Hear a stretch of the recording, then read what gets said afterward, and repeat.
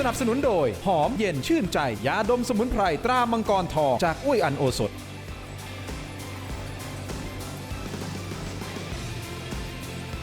สวัสดีครับต้อนรับทุกท่านเข้าสู่รายการถกไม่เถียงนะครับทางช่องวัน31กับผมทินโชค กมลกิจครับประเด็นที่เราจะถกกันวันนี้แน่นอนคุณผู้ชมครับยังคงติดตามข่าวการบ้านการเมืองนะครับแต่คราวนี้การเมืองประเทศไทยกำลังจะถูกแทรกแซงโดยต่างชาติหรือเปล่านะครับกัมพูชาครับก็เริ่มขยับยุทธศาสตร์ที่จะมาสร้างความปั่นป่วนให้กับประเทศของเราต่อไปแต่ครั้งนี้ไม่ใช่เรื่องของการทหารแต่เป็นเรื่องของการทูตที่หลายฝ่ายอาจจะมองว่านี่คือการแทรกแซงไม่มีมารยาทเหลือเกินในการแทรกแซงการเมืองภายในประเทศของเรานะครับโดยผู้ที่ถูกจับตามมากที่สุดก็คือนายแก้วเรมีของกัมพูชาที่ออกมาบอกว่าเนี่ยท่านเลือกพรรคการเมืองที่เป็นภูมิใจไทยแล้วก็มีสงครามแน่ๆถ้าท่านไม่ต้องการสงคราม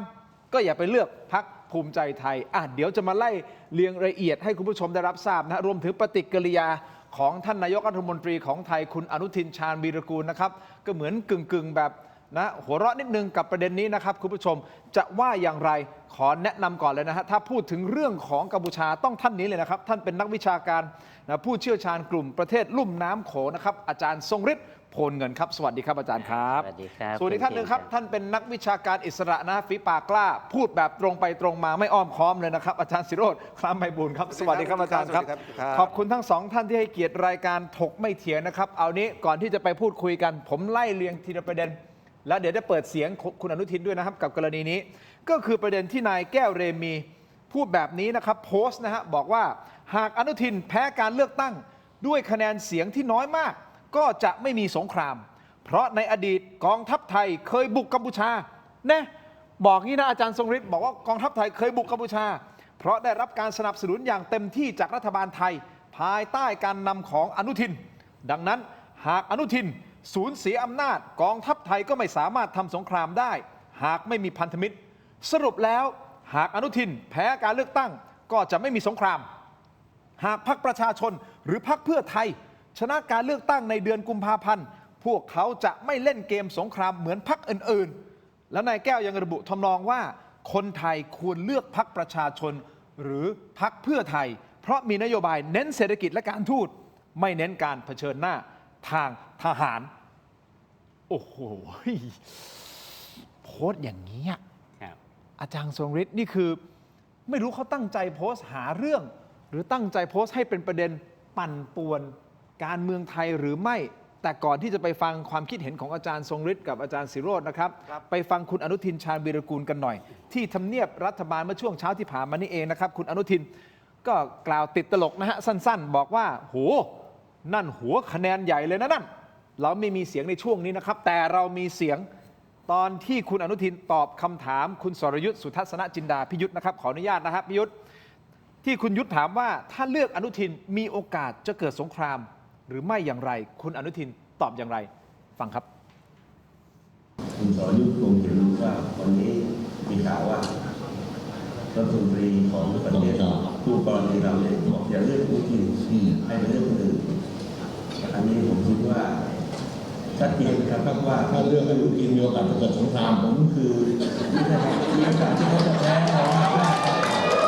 มีโอกาสที่เขาจะเอาเปรียบประเทศไทยไม่ได้มีโอกาสที่เขาจะไม่สามารถที่จะมา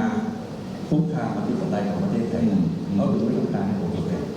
เพราะฉะนั้นเราต้องอย่าทำให้เขาสนใจคุณผู้ชมครับเอาสรุปรวมๆเหมือนคุณอนุทินมองว่าไอ้นี่มันเป็นผลบวกทางการเมืองซะด้วยซ้ำนะครับถ้าพูดง่ายๆก็คือถ้ายิ่งกัมพูชาออกมาต้านคนไทยก็อาจจะยิ่งเทคะแนนเพราะว่ารักชาติรู้สึกรักชาติใช่หรือไม่อาจารย์ทรงฤทธิ์ก่อนนะครับอาจารย์มองประเด็นนี้ยังไงครับเขาสับสนอะไรหรือเปล่าเขาหมายถึงใครหมายถึงคนหมายถึงกัมพูชาจริงๆเขาอ่านตามสคริปต์อยู่แล้วนะฮะคนทำสคริปต์นี้ก็คือฮุนเซนนั่นไงหนีไม่พ้นฮุนเซน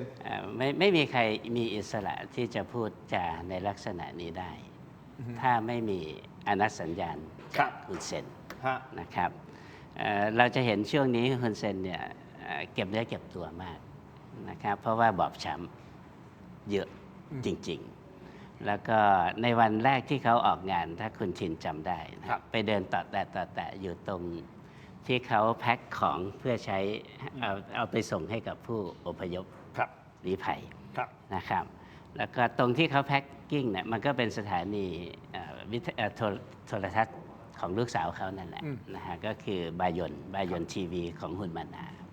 แล้วหลังจากนั้นถ้าจำได้ฮุนเซนก็ไปนั่งตรงนั้นนั่งตรงนี้ดูกล้องดูอะไรดูลีลาของเขาก็คือตอนนั้นมันไม่มีพล็อตอะไรที่เหลืออยู่แล้วในชีวิตหมดมุกหมดแล้วนะครับแล้วก็วันต่อมาก็จะมีข่าวว่าภรรยาของเขานะฮะก็คือนางบุญราณีเนี่ยภาษาเขมรเขาเรียกว่าจุมเตียบจุมเตียบก็คือท่านหญิงจุมเตียบบุญราณีนะครับได้บริจาคข้าว60 ตันนะครับแล้วพร้อมกับเงินอีกประมาณ21 ล้านเหรียวมันประมาณเท่าไหร่ฮะ21 ล้านเหรียวก็ไม่เยอะฮะระดับแสนกว่าไม่ถึง200,000นะครับก็คืออัตราแลกเปลี่ยนตอนนี้มันอยู่ประมาณ1 บาทต่อ130 เหรียวนะครับประมาณนั้นนะครับก็ไม่ได้เยอะมากมายอะไรนะฮะแต่ว่าบทที่เขากำลังแสดงอยู่ทุกวันนี้ก็คือว่าเขากำลังใช้สื่อให้เป็นประโยชน์เพื่อกอบกู้สถานการณ์ที่เพียงพล้ำไปในหลายเรื่องนะครับแล้วก็ออกมาประกาศอย่างนั้นออกมาประกาศอย่างนี้แล้วก็จะมีภาพของการไปเยี่ยมทหารที่บาดเจ็บนะครับเอาของไปให้แล้วทุกวันนี้ก็ระดมทุกคนนะฮะที่ออกมาแล้วก็จะเห็นทั้งลูกสะใภ้คนโตที่เป็นเมียฮุนมานัตเนี่ยก็จะหน้าซึมเศร้าแพ็คของเอาลูกสาวลูกชายมาช่วยงานอะไรพวกนี้นะฮะเป็นการสร้างภาพแบบก็กลายเป็นฮุนเซนผู้อบอ้ำอารีไปแล้วนะครับคือภาพลักษณ์ที่มันปรากฏทุกวันนี้กลายเป็นว่าเขากำลังเสียใจอย่างยิ่ง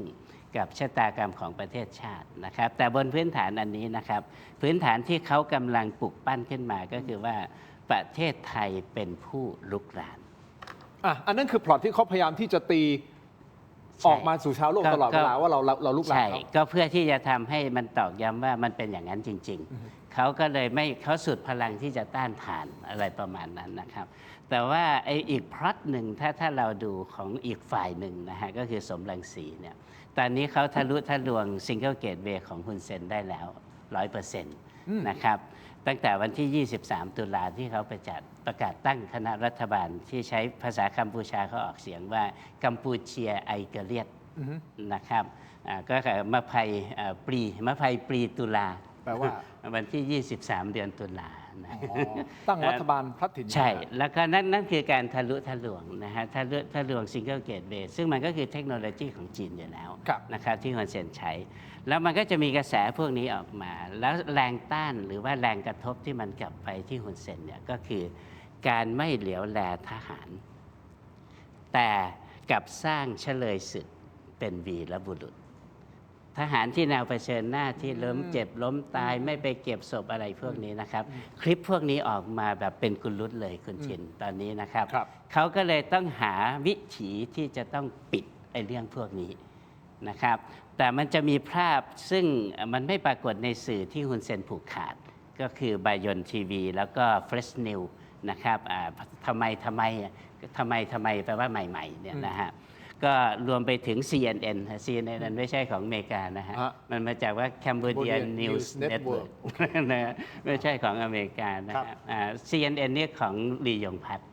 นะครับพัฒน์สุภาภามันก็อยู่ในวงพวกนี้อยู่แล้วนะฮะก็พยายามเต้าสารพัดสารเพคือตอนนี้มันอยู่ในพล็อตที่ว่าโยนบาปให้กับประเทศไทยมาถึงตรงนี้แล้วใช่ เพราะเขาหมดมุกที่จะเล่นแล้วมันไม่มีพล็อตอีกต่อไปแล้วตอนนี้มันก็คือว่ามันจะเยียวยาแบบไหนเพราะว่าไอ้สิ่งที่พล็อตไว้เนี่ยคือมันล้มเหลว 100% โอเคตอนนี้ก็เลยมาโจมตีไทยใช่เพื่อที่จะบอกเฮ้ยถ้าคุณเลือกอนุทินนะสมมติคนไทยเลือกอนุทินนะจะมีสงครามใช่ซึ่งชาวกัมพูชาก็ไม่อยากมีสงครามอย่างนี้หรือเปล่าฮะก็เลยจะบอกว่ามันได้ยิงนกนัดเดียวได้2 ตัวป่ะรอบแรกเนี่ยใครเป็นนายกเนี่ยจริงไหมล่ะรอบแรกใครเป็นนายกเนี่ยโอเคใช่ไหมใครเป็นนายกแล้วพรรคอะไรคุณยังเทคไซส์ไปคือเขาไม่เข้าใจเนื้อหาไม่เข้าใจจิตใจนะฮะจิตสำนึกของคนไทยตอนนี้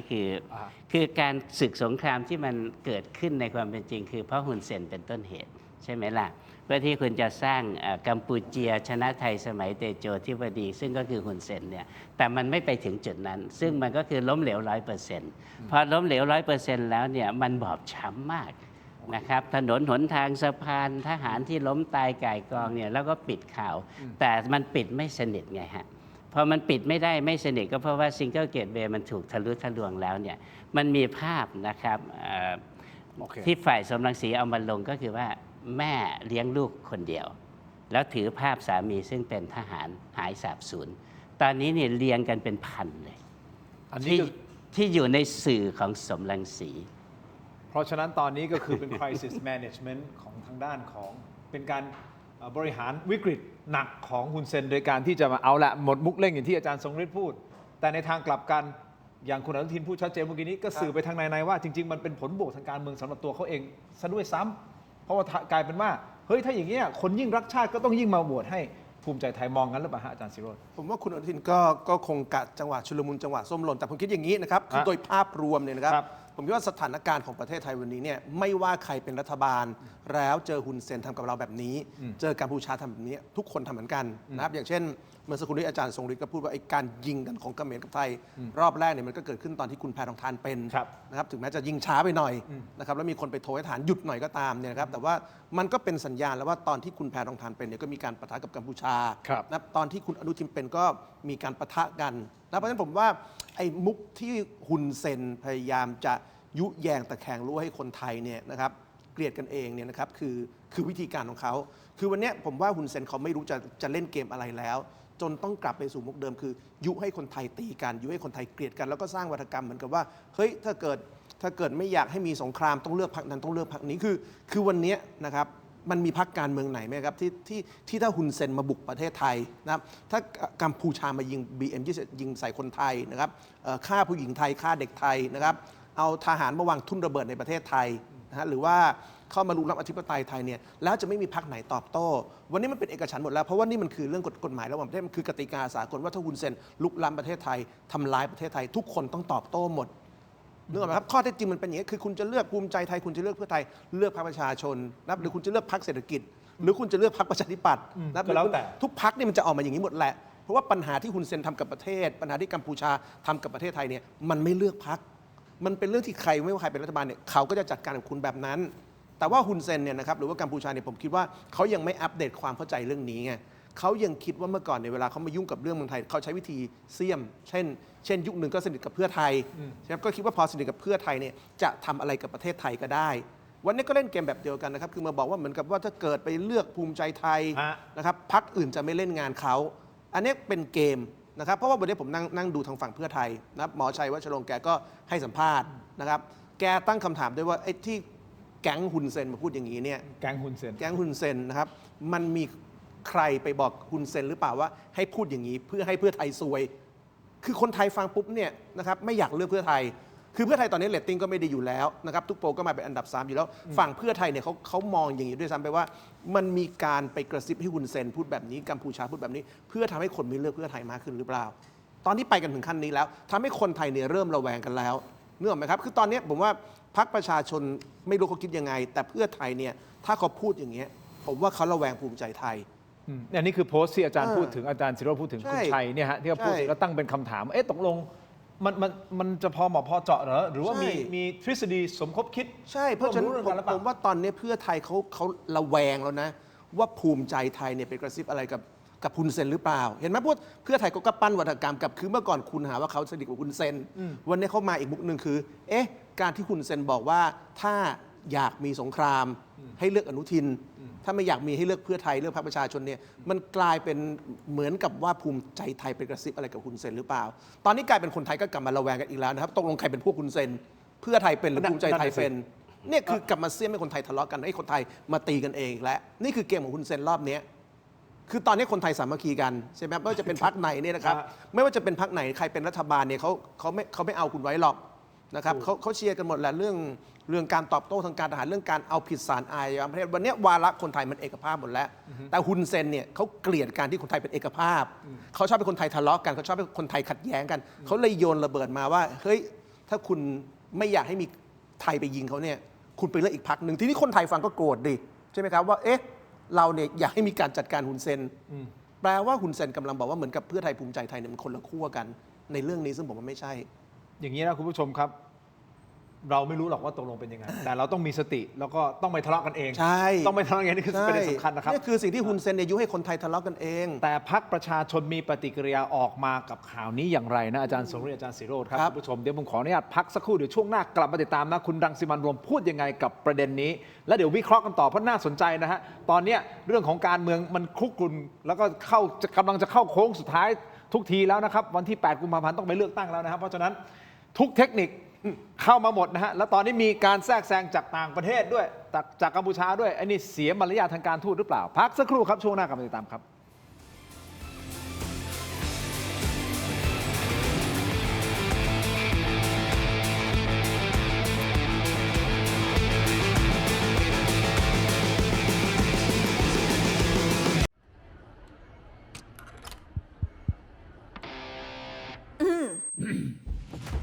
ไมบาซิน OTC รสส้มและรสมะนาว ยาอมบรรเทาอาการเจ็บคอ ช่วยระงับเชื้อในปากและลำคอ จากเกรเตอร์ฟาร์มาตรวจอ่านคำเตือนในฉลากก่อนใช้ยา สนับสนุนโดย ยาท่าตุน้ำขาวหารคู่ 49 บาท ฝาสีฟ้า มีตัวยาฟีนิลซาลิซิเลต กลับมากันต่อนะครับถกไม่เถียงในช่วงนี้นะครับยังอยู่กับอาจารย์ศิโรจน์อาจารย์ทรงฤทธิ์นะครับคราวนี้เรามาดูฝั่งของพรรคประชาชนหน่อยนะครับปฏิกิริยากับกรณีที่ชาวกัมพูชารัฐมนตรีใช่ไหมท่านนี้เป็นรัฐมนตรีไหมฮะคุณแก้ว รัฐมนตรีอาวุโส รัฐมนตรีอาวุโสนะที่ออกมาโพสต์บอกว่าถ้า หน้าที่หลักคือเป็นประธานคณะกรรมาธิการสิทธิมนุษยชนแห่งชาติ โอ้ออกมาโพสต์แบบนี้ ก็ กัมพูชามันไม่มีสิทธิมนุษยชน แต่มาโพสต์ แต่เขาเป็น เป็นประธานกรรมการสิทธิ์ซึ่งไม่มีงานทำ ไม่มี ชอบมายุ่งเรื่องประเทศคนอื่นว่าง จริง ๆ มันเป็นอย่างนั้นจริงๆนะครับคือ human right เนี่ยนะครับมันมีทั้งสิทธิทางการเมืองใช่ไหมนะสิทธิของพลเมือง สิทธิในการแสดงออกสิทธิทางเศรษฐกิจ สิทธิทางสังคมวัฒนธรรม ซึ่งในกัมพูชาไม่มีสักอย่าง แต่มี คนเซนกำจัดหมดนะครับผมยกตัวอย่างให้ก็ได้ คนที่เป็น NGO ที่โตมากับสายสิทธิมนุษยชนเนี่ยก็คือในกึมสุขาที่ถูกกักบริเวณอยู่ทุกวันนี้นะครับแล้วก็เขาก็เป็นรองประธานพรรคกู้ชาติ เป็นรองของสมรังสีถูกตัดสินจำคุก 20 กว่าปีนะครับในข้อหาสมคบกับต่างประเทศ ก็คืออเมริกาเพื่อที่จะล้มล้างอำนาจรัฐบาลฮุนเซนนะครับแรงงานจะออกมาถือป้ายเพื่อเรียกร้องสิทธิ์ในค่าครองชีพในทางเศรษฐกิจของพวกเขาฮุนเซนก็จับเรียบทุกคนนะครับแล้วก็ถ้าใครวิพากษ์วิจารณ์ฮุนเซนก็ส่งมือปืนไปยิงตายอย่างนี้เราต้องระวังแล้วไหมอาจารย์เราวิพากษ์วิจารณ์ฮุนเซนอย่างตรงไปตรงมาเขาเคยมายิงฝ่ายค้านถึงประเทศไทยอะครับก็นั่นน่ะสิก็ตอนนี้เขาทะเลาะกันอยู่คงมาไม่ยากแล้วนะครับก็ทุกเรื่องคุณกินนะครับในกัมพูชาแล้วก็จริงๆมันตลกมากก็คือตอนลบกันครั้งแรกเนี่ยนะครับเนี่ยก็ไอ้แก้วนี่แหละแก้วเรมีเนี่ยก็ทำเรื่องไปประท้วงองค์การสหประชาชาติที่เกี่ยวกับเรื่อง human rights ใช่ไหมบอกว่าประเทศไทยเนี่ยทำผู้ยี่ผู้ยำอะไรอย่างเงี้ยแต่เขาลืมดูว่าในบ้านเขาเนี่ยไม่มีสิทธิมนุษยชนทั้ง5หลักใหญ่ของโลกนี้ไม่มีเลยนะครับเขาออกมาเรียกร้องแทนคนอื่นก็นั่นแหละสิผมว่าเขาทำโชว์นายนะครับคือใครอยู่ในระบบฮุนเซนเนี่ยทุกคนต้องทำเอาใจนายเหมือนบ้านเราครับพรรคการเมืองทำอะไรต้องทำเอาใจนายมันคล้ายๆกันคือคนเคยสนิทกันเขาเรียนแบบวิธีทำงานกันมาฮุนเซนเคยสนิทกับใครใช่ไหมครับคนที่ฮุนเซนเคยสนิทเนี่ยลูกน้องต้องทำเอาใจนายเพราะคนที่อยู่กับฮุนเซนก็ต้องทำเอาใจอันนี้เอาใจนายป่ะประธานกรรมการสิทธิ์มาแทรกแซงประเทศไทยครับมันเกี่ยวอะไรด้วยครับมันไม่ใช่เอาใจนายแต่อาจารย์ทรงฤทธิ์มองว่าตามที่นายสั่งทำตามนายสั่งมันคนละอย่างก็ KPI ไงคนละอย่างถ้าเอาใจนายเขาเรียกเฉลี่ยโอเคแล้วอันนี้เรียกว่าอะไรครับโอเคแยกเฉลี่ยได้เอาเป็นว่าเข้าใจตรงกันอันนี้น่าจะเป็น on script on script นะครับแต่คราวนี้เรามาดูปฏิกิริยาของพรรคประชาชนกันหน่อยนะครับเมื่อวานนี้เองนะครับคุณรังสิมันต์โรมออกมาโพสต์ร่ายยาวถึงประเด็นนี้เลยนะครับโพสต์แบบดุเดือดเดี๋ยวทีมงานเอาโพสต์ขึ้นมาได้นะครับโดยมีสาระสำคัญบอกว่าอย่างนี้ฮะเตือนประชาชนไทยไม่ให้หลงกลเกมการเมืองของฮุนเซนโดยชี้ว่าการที่รัฐมนตรีกัมพูชาออกมาชี้นำการเลือกตั้งไทยเป็นการแทรกแซงกิจการภายในอย่างชัดเจนและเป็นส่วนหนึ่งของแท็กติก แนวร่วมมุมกลับนี่นะฮะคุณรังสิมันต์โรมคิดอย่างนี้นะครับและคุณรังสิมันต์พูดต่อด้วยบอกว่าเป็นแนวร่วมมุมกลับที่หวังปั่นป่วนการเมืองไทยและเอื้อประโยชน์ต่อเครือข่ายของตนมองว่าฮุนเซนหวาดกลัวพรรคประชาชนเพราะพรรคนี้อาจเป็นแรงบันดาลใจให้คนรุ่นใหม่ในกัมพูชาลุกขึ้นมาเรียกร้องการเปลี่ยนแปลงและมันจะทำให้สั่นคลอนระบบอำนาจเดิมแน่นอนและคุณโรมยังตำหนิคุณอนุทินนะฮะนายกรัฐมนตรีของไทยบอกว่าแทนที่จะประณามกัมพูชาที่แทรกแซงกิจการภายในของไทยกลับนำคำพูดของศัตรูมาขยายผลเพื่อหาเสียงให้ตัวเองนี่นะฮะก็คือสรุปสั้นๆครับกัมพูชาออกมาไซโคให้คนไทยอย่าเลือกอนุทินนะคุณโรมบอกงี้แต่อนุทินบอกว่าเห็นไหมเขากลัวผมปกป้องชาติได้คุณโรมก็เลยบอกว่าอย่าไปหลงกลมันเป็นแผนตื้นๆแกล้งเชียร์พรรคอื่นเพื่อให้คนเกลียดแล้วเทคะแนนให้อนุทินต่างหากถามอาจารย์ทรงฤทธิ์ครับการที่อยู่ๆรัฐบาลกัมพูชาออกมาพูดเรื่องการเลือกตั้งของไทยแบบนี้มันเป็นไปได้ไหมที่อาจารย์ศิโรจน์ตั้งข้อสังเกตด้วยรวมถึงคุณชัยด้วยรวมถึงคุณโรมด้วยมันเป็นการคั่วกันหรือเปล่าเป็นมีเบื้องลึกเบื้องหลังแอบแฝงกันหรือเปล่าระหว่างกัมพูชาและบางคนในไทยผมว่าเขาไม่คุยกันนะอ๋อเหรอฮะเพราะฮุนเซนเดี๋ยวมันก็อัดเทปอัดเสียงไว้อ๋อโอเคไม่เป็นไรไม่คุยกันคือตั้งแต่มีคลิปที่มันออกมาอังเคิลอะไรสารพัดเนี่ยไม่มีใครกล้าคุยกับฮุนเซนแล้วนะครับแล้วก็ลบกันมาทั้ง2 รอบเนี่ยมันจะยังคุยกันอย่างนั้นอยู่ไหมใช่ไหมครับแล้วก็ไอ้วิดีโอภาพเก่าๆอะไรเนี่ยมันก็อยู่ในห่วงที่ยังความสัมพันธ์ก็ยังดีใช่ไหมครับแต่ณปัจจุบันนี้ความสัมพันธ์มันไม่ใช่อย่างนั้นแล้วนะครับก็ต่างฝ่ายต่างก็ระวังตัวก็ถ้าสมมติว่าพรรคของคุณอนุทินเห็นใจฮุนเซนก็ต้องเปิดด่านชายแดนแล้วสิจริงไหมมันก็น่าคิดเพราะว่าทุกรอบนะฮะหลังจากมีเซ็นหยุดยิงกันเนี่ยอย่างแรกที่กัมพูชาขอต้องเปิดด่านแล้วก็บังคับด้วยนะไทยต้องเปิดก่อนฉันถึงจะเปิดตาม5 ชั่วโมงหลังจากนั้นแต่จะด้วยความเคารพนะครับถ้าสมมุติเกิดรัฐบาลไทยณตอนนี้นะก็คือของคุณอนุทินเนี่ยเปิดด่านณตอนนี้นี่ก็เรื่องใหญ่เหมือนกันนะก็จะถูกทักท้วงถูกไหมครับเขาอาจจะแบบจำใจไม่เปิดด่านก็เมื่อไม่เปิดเนี่ยมันจะทำให้ฮุนเซนดีใจไหมล่ะมันก็ไม่ดีใจอยู่แล้วใช่ไหมครับมันก็ต้องสวิงไปทางว่าไอเนี่ยครบไม่ได้ใช่ไหมฮะพอครบไม่ได้แล้วก็ไปยุให้ไปเลือกอีกฝั่งหนึ่งเพื่อให้ฝั่งของอนุทินสอบตกซะอะไรเงี้ยแต่ที่ผมบอกไงว่าเขาสับสนอะไรหรือเปล่าเขาสับสนก็เพราะว่าสิ่งที่เขาพูดอยู่เสมอก็คือเขาเป็นเหยื่อแล้วก็เราเนี่ยไปลุกลานแผ่นดินเขาแล้วก็ถูกกระทำย่ำยีแล้วก็ภาพที่เขานำเสนอทุกอันทุกตอนเนี่ยก็คือคนกัมพูชานี่ถูกกระทำนะครับจนต้องถูกย้ายบ้านอยู่ทุกวันนี้ยังมีอีกประมาณ 16,000 กว่าคนนะฮะที่ยังกลับบ้านไม่ได้แล้วก็มันก็กลายเป็นพล็อตที่เขากลับมาเยียวยาก็คือเนี่ยคุณเซนไปดูข่าวทุกวันลูกสะใภ้ลูกชายอะไรพวกนี้แม้กระทั่งฮุนมาแนตนี่ออกมาแถลงขั้นตอนเยียวยาจะทำอย่างไรนะครับแสดงว่าอาจารย์มองว่านี่โอกาสที่แบบว่าจะมีการหัวกันระหว่างฮุนเซนกับบางคนในประเทศไทยนี่อาจไม่น่าจะใช่ยากแล้วครับไม่น่าจะใช่ยากแล้วครับก็ขนาดเฉินจื้อยังส่งให้จีนได้เนาะเฉินจื้อนี่เป็นลูกบุญธรรมฮุนเซนนะอ๋อเหรอฮะไม่ใช่แค่ตั้งกันมาเป็นที่ปรึกษากิตติมศักดิ์เฉยๆนะครับกันลูกบุญธรรมชื่อในกัมพูชาเขาเนี่ยชื่อฮุนหมาจื้อฮุนหมาจื้ออ๋อเหรอฮะเป็นลูกบุญธรรมนะครับโอเคก็ถึงขนาดนั้นแต่ยังไงก็แล้วแต่ใครก็ได้นะครับถ้าเป็นประโยชน์ต่ออำนาจของฮุนเซนเนี่ยฮุนเซนเชื่อได้หมดได้ครับอาจารย์ศิโรจน์คำถามเดียวกันครับคิดว่ามันเป็นไปได้ไหมที่อาจารย์วิเคราะห์มาว่ามันเป็นไปได้ที่จะมีการคุยกันอาจารย์ทรงฤทธิ์มองต่างว่าไม่น่าจะมีโอกาสที่จะมานั่งพูดตรงๆผมไม่คิดว่าคุณอนุทินจะคุยอะไรกับคุณเซนผมไม่เชื่อนะครับผมคิดว่าคุณอนุทินรู้ว่าเวลานี้ไม่ใช่เวลาจะคุยแล้วโดยพื้นฐานคุณอนุทินไม่คุยกับคุณเซนอยู่แล้วด้วยนะครับแต่ว่าฮุนเซนเป็นคนยังไงผมคิดว่าฮุนเซนเป็นคนแบบนี้เขาเป็นคนแบบที่พูดตรงผมว่าฮุนเซนเป็นคนที่ซูเปอร์กาลอนเขาคือสุนัขจิ้งจอกของเอเชียตะวันออกเฉียงใต้นะเขาเล่นการเมืองเล่นการทูตแบบหมาจิ้งจอกซึ่งพร้อมจะแหวงกัดพร้อมจะทำลายพร้อมจะเล่นทุกทางหลอกทุกฝ่ายได้ตลอดเวลาผมว่าสุนัขจิ้งจอกอาจจะดีเกินไปอาจจะเป็นไฮยีน่ามากกว่าไฮยีน่ามันแย่กว่าสุนัขจิ้งจอกเพราะมันสามารถรุมได้นะผมว่าฮุนเซนเนี่ยเขารู้ว่าตอนนี้เนี่ยนะครับใครมีอำนาจในประเทศไทยคนที่มีอำนาจในประเทศไทยนะครับมันนี่คือพรรคภูมิใจไทยและคุณอนุทินนะครับทีนี้เ เกมของเขาในการทำเรื่องนี้คืออะไรคือทุกคนรู้ว่าพอพูดอย่างนี้ปุ๊บเนี่ยคุณอนุทินเองก็บอกว่าหัวพูดอย่างเงี้ยนะครับมันเป็นหัวคะแนนให้ภูมิใจไทยเลยนะพูดว่าถ้าเลือกอนุทินเนี่ยมันจะมีสงครามเลือกอนุทินแล้วเนี่ยเหมือนกับไทยจะลุยกับกัมพูชาเนี่ยคนไทยที่อยากลุยเยอะอยู่แล้วฮุนเซนตอนนี้เหมือนกับเป็นตัวที่บอกว่าใครอยากลุยเขมรไปเลือกอนุทินเลยนะอนุทินเองก็รู้ว่าพูดอย่างนี้นะครับมันเข้าทางภูมิใจไทยเป๊ะเลยล็อกเลยเข้าทางแกเลย แต่ถามว่าคุณอนุทินรู้เรื่องฮุนเซนไหมผมว่าไม่รู้แต่ฮุนเซนเนี่ยพูดอย่างนี้เพื่อเอาใจอนุทินแต่เพื่อเอาใจอนุทินหวังว่าอีกหน่อยอนุทินเนี่ยจะเห็นใจฮุนเซนว่าฮุนเซนรู้ว่าอนุทินเนี่ยศัตรูวันนี้คือภูมิใจไทยและพรรคประชาชน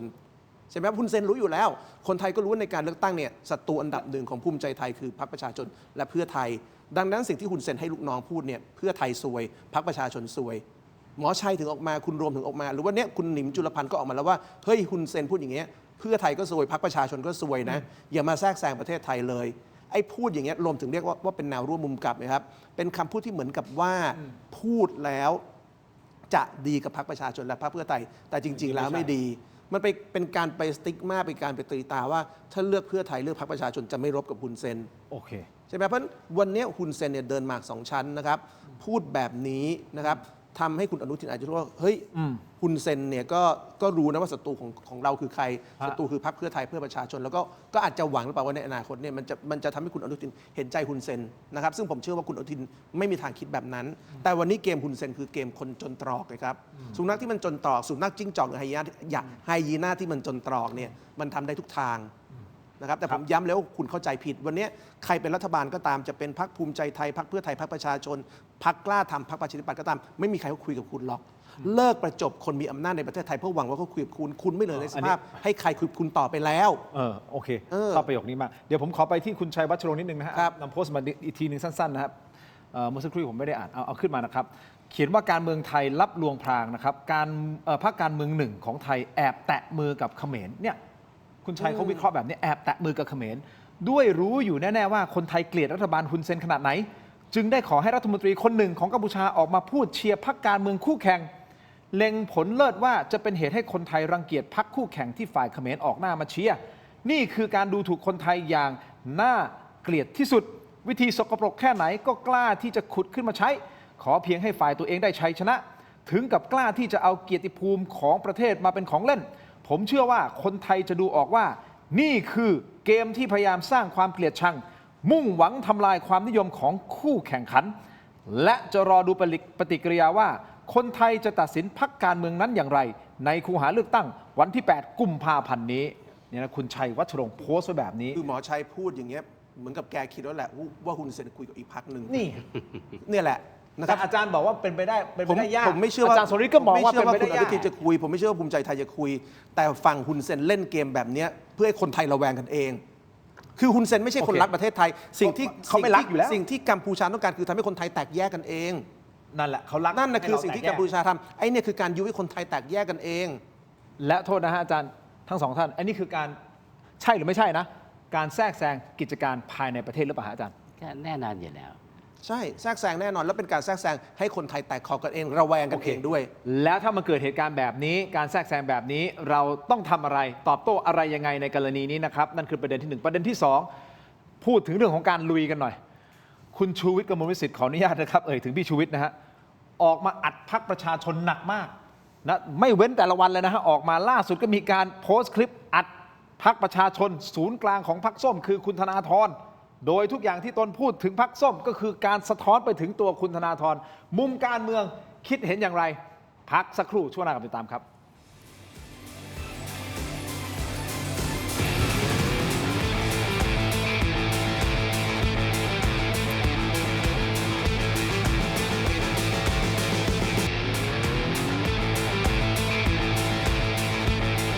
สนับสนุนโดย Lift Up Your Life สร้างสรรค์ความสุขให้ชีวิต Seagull Electric กลับมากันต่อนะครับรายการถกไม่เถียงยังอยู่กับอาจารย์ทรงฤทธิ์อาจารย์ศิโรจน์นะครับคุณผู้ชมที่ชมรายการอยู่ผ่าน YouTube นะฮะสามารถที่ร่วมกันโหวตได้นะครับเราถามคำถามง่ายๆเลยนะครับคุณตัดสินใจหรือยังว่าจะเลือกพรรคใด นะอีกไม่กี่วันนะฮะวันที่ 8 กุมภาพันธ์นะฮะก็ตอบโหวตกันเข้ามาหน่อยนะครับคุณผู้ชมแต่ที่แน่ๆคุณผู้ชม ปฏิกิริยาของรัฐมนตรีว่าการกระทรวงการต่างประเทศของรัฐบาลของคุณอนุทินก็คือคุณศรีศักดิ์พวงเกตแก้วท่านรัฐมนตรีบอกนะฮะแถลงเตือนกัมพูชาว่าการกระทำของนายแก้วเรมีเป็นการแทรกแซงกิจการภายในของไทยอย่างรุนแรงและขัดต่อมารยาททางการทูตเขามีมารยาททางการทูตด้วยเหรอครับรวมถึงขัดต่ออันนี้ผมพูดเองนะเมื่อกี้เนี่ยรวมถึงขัดต่อข้อตกลงหยุดยิงที่ห้ามการยั่วยุอาจารย์สองท่านมองไงนี่คือแน่นอนอาจารย์ตอบไปแล้วว่านี่คือการแทรกแซงกิจการภายในใช่ไหมครับแล้วมันไปขัดต่อข้อตกลงหยุดยิงใช่ด้วยหรือไม่ข้อที่1ข้อที่2แล้วถ้ามันเป็นอย่างเงี้ยไทยแก้เกมยังไงครับมันก็คือการปลุกปั่นคุณทินโอเคนะครับปลุกปั่นให้เกิดความแตกแยกนะครับแต่สิ่งที่ผมบอกว่าฮุนเซนเข้าใจอะไรผิดหรือเปล่าเนี่ยก็คือเขาเข้าใจว่าคนไทยเนี่ยไม่อยากลบแต่ที่เรามันก็จริงที่เราไม่อยากลบแต่ตอนนี้เราอยากลบ เพราะว่าลำคาญฮุนเซนให้มันจบไปอย่างนี้ใช่ฮะก็เห็นข่าวไหมล่ะขนาดแม่ค้าชายแดนที่บุรีรัมย์พูดเป็นเสียงเดียวกันทั้งที่ได้รับความเดือดร้อนนะฮะได้รับผลกระทบคนด่านแรกๆเลยก็เลยบอกว่าไม่ต้องเปิดเลยสร้างกำแพง อย่างนั้นเลยนะก็คือเราคนไทยเนี่ยเรื่องปากท้องเรื่องอะไรเนี่ยเราสามารถที่จะหามาชดเชยได้อยู่แล้วนะครับแล้วก็มันตรงกันข้ามนะครับคนที่ไม่ต้องการสงครามนี่คือคนกัมพูชานะครับคนกัมพูชาต่างหากเล่าที่ไม่ต้องการสงครามแต่เขาไม่สามารถที่จะออกมาต้านทานฮุนเซนได้มันก็เลยเกิดสงครามเพราะสิ่งที่ฮุนเซนต้องการที่จะสร้างพล็อตอย่างที่เราไล่เรียงกันมาตั้งนานแล้วนี่แหละแต่มันไม่บรรลุผลทุกพล็อตที่พล็อตกันไว้จนกระทั่งมาแตกวงกันอังเคอร์อะไรมันก็เกิดกันมาเนี่ยนะฮะแล้วก็ด้วยเทปอันนั้นเนี่ยมันก็เปลี่ยนนายกใช่ไหมล่ะนะครับแล้วตอนนี้เราก็จะเห็นไหมฮะในวันที่คุณอนุทินเป็นนายกเขาก็ปล่อยคลิปเก่าอะไรที่ออกมาไปต่อสะเดาะเคราะห์ต่ออะไรอีกเนี่ยนะฮะก็สารพัดสารเพนั่นคือมันเป็นวิถีของฮุนเซนอยู่แล้วนะครับก็คือผมเคยสอนหนังสือผมบอกลูกศิษย์ผมอย่างนี้นะครับบอกว่าเท่าที่เรารู้ในโลกนี้วิชาที่มันยอดแย่ที่สุดเราเรียกว่าวิชามารใช่ไหมใช่วิชามารวิชามารใช่ไหมไอ้สิ่งที่มันยอดแย่ที่มันชั่วร้ายทั้งหมดเนี่ย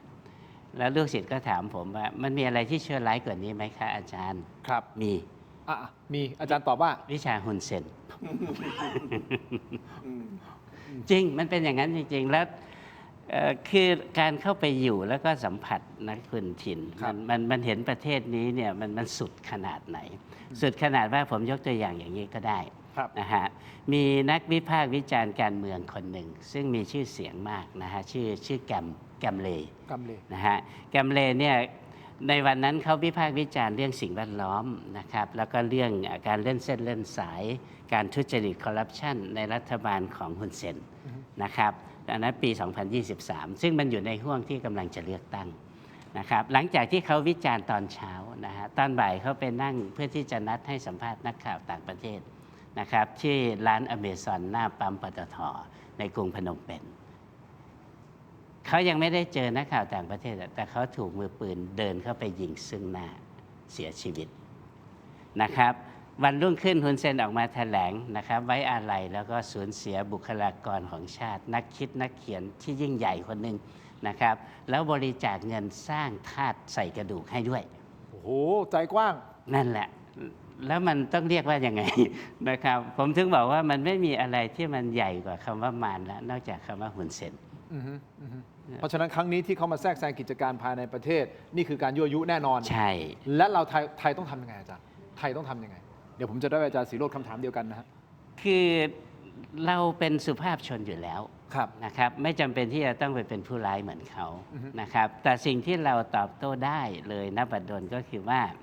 หนึ่งแหละอันไหนที่มันเป็นความต้องการของฮุนเซนก็อย่าทำ จริงไหมล่ะนะครับอันไหนที่ฮุนเซนต้องการเนี่ยเราก็อย่าทำเท่านั้นนะครับฮุนเซนเรียกร้องอะไรก็อย่าให้นะครับผมได้ยินถึงขนาดอย่างนี้เลยนะตอนนี้ก็คือว่าไอ้ที่ปกติที่ชายแดนเนี่ยนะฮะเด็กกัมพูชาเขาจะเดินข้ามชายแดนมาเรียนหนังสือ แล้วก็เรียนฟรีนะครับ ครับ เรียนฟรีเราจ่ายให้เรามีงดอุดหนุนก็เพราะว่าอะไร เพราะความสัมพันธ์ระหว่างประเทศมันดี ครับ นะครับ ครับ แต่กระแสตอนนี้พอเราปิดชายแดนเขาก็เดินมาปกติไม่ได้ แล้วกัมพูชามันก็ไม่มีงบที่จะดูแลเด็กเหล่านี้นะครับ ทางการกัมพูชาในระดับท้องถิ่นทำไงรู้ไหม ทำไงฮะ ให้ไทยเนี่ยส่งเงินค่าเรียนมาให้เด็กเหล่านี้ แล้วพวกเขาจะจ้างครูกัมพูชามาสอนแทน เราคงส่งไปนะอาจารย์เราคงส่งไปให้ ก็ เขา ก็ นะ ลองนึกดูแล้วมันเป็นอย่างนี้ได้อย่างไร จริงไหมล่ะ อ่าฮะโอเค แล้วก็จำคลิปหนึ่งได้ไหมเด็กที่มาเรียนหนังสือที่พูดภาษาไทยแล้วด่าคนไทยอ่ะ ครับ เป็นภาษาไทยอ่ะ ครับ เห็นไหมครับ จำได้ ก็คือนั่นแหละมันเป็นสิ่งซึ่งผมก็ยังงงอยู่ว่าเอ๊ะแล้วพวกคุณไม่เข้าใจเหรือว่าอะไรคืออะไร ใช่ไหมครับ สาเหตุก็เพราะว่าข้อมูลข่าวสารเนี่ยมันทางเดียวมานาน แล้วก็ถูกปกปิดข้อความจริง ตอนนี้เริ่มเปลี่ยนแล้วใช่ไหม ใช่ เริ่มเปลี่ยนแล้วนะฮะซิงเกิลเกตไว้ที่อาจารย์บอกว่าคุณสมรังสี สามารถทะลุทะลวงเข้าไปได้ ใช่ทะลุทะลวงแล้วก็มันไม่สามารถที่จะให้ข้อมูลฝ่ายเดียวได้อีกต่อไปแล้ว โอเค และสิ่งไหนที่ฮุนเซนออกมาปฏิเสธ มันก็คือสิ่งที่สมรังสีเนี่ยบอกว่า เองอะเฟกนิว โอเค เพราะฉะนั้นที่อาจารย์ทรงฤทธิ์มองก็คือว่าคุณเซนอยากได้อะไรเราก็ไม่ให้ ใช่ เท่านั้นแหละนี่คือการตอบโต้อาจารย์ศิโรจน์มองไงครับ ก็ผม ประเด็น ว่า เดียวกันว่าไทยโอเค มันคือการแทรกแซงกิจการภายในของประเทศเราแหละ เราทำอะไรได้บ้าง ท่านรัฐมนตรีต่างประเทศบอกว่านี่คือเสียมารยาททางการทูตซึ่งผมก็ไม่เข้าใจว่าเขาเข้าใจหรือเปล่าคำว่ามารยาท อ๋อไม่เข้าใจอยู่แล้วครับ โอ เขา เค ก็เป็นคนไม่มีมารยาท แล้ว คนไม่มีมารยาทไม่เข้าใจเรื่องมารยาททาง แล้วเรา การ ต้อง ทูต ทำไงฮะใน แต่ผมว่าสิ่งเนี้ยมันเป็นสิ่งที่ทำให้เราเห็นว่ารัฐมนตรีต่างประเทศเนี่ยเขาเข้าใจประเด็นนี้ คือโชคดีอย่างนะครับวันนี้ว่า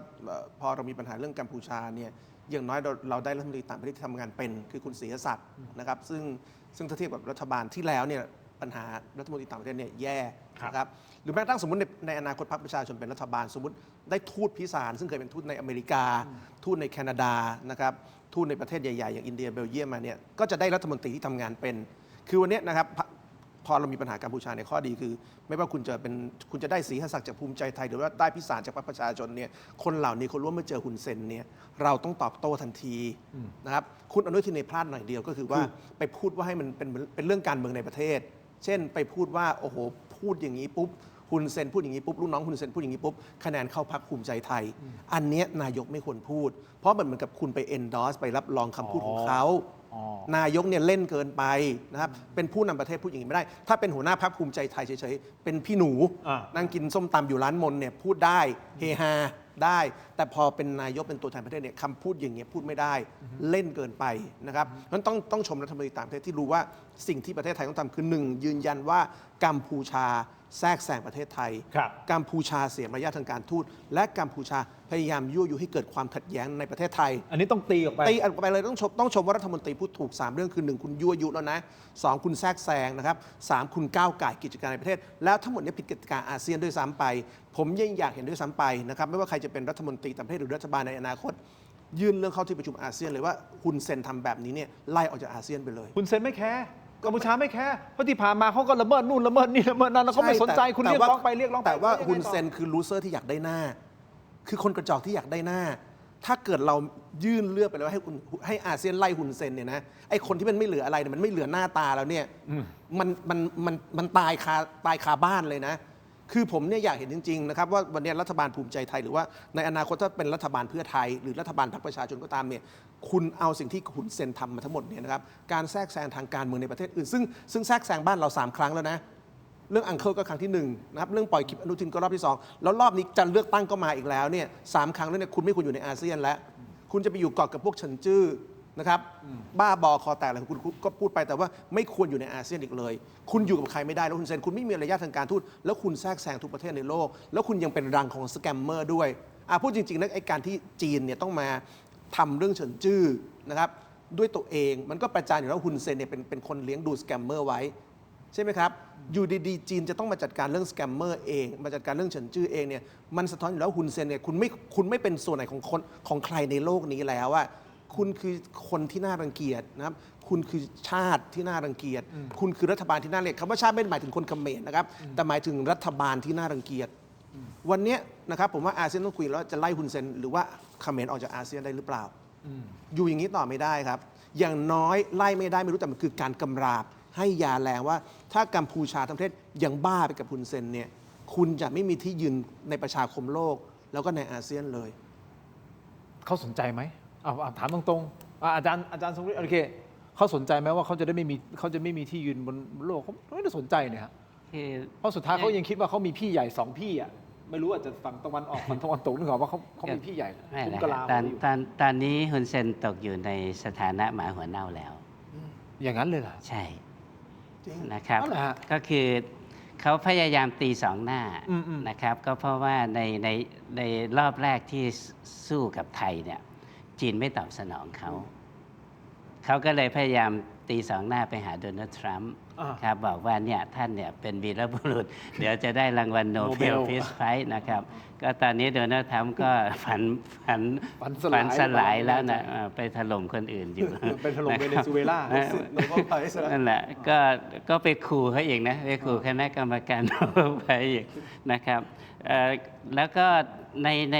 ปลายสัปดาห์ที่ผ่านมาเนี่ย ครับ เราจะเห็นภาพข่าวที่มันใหญ่มากนะครับ ก็คือโดยปกติคุณทิน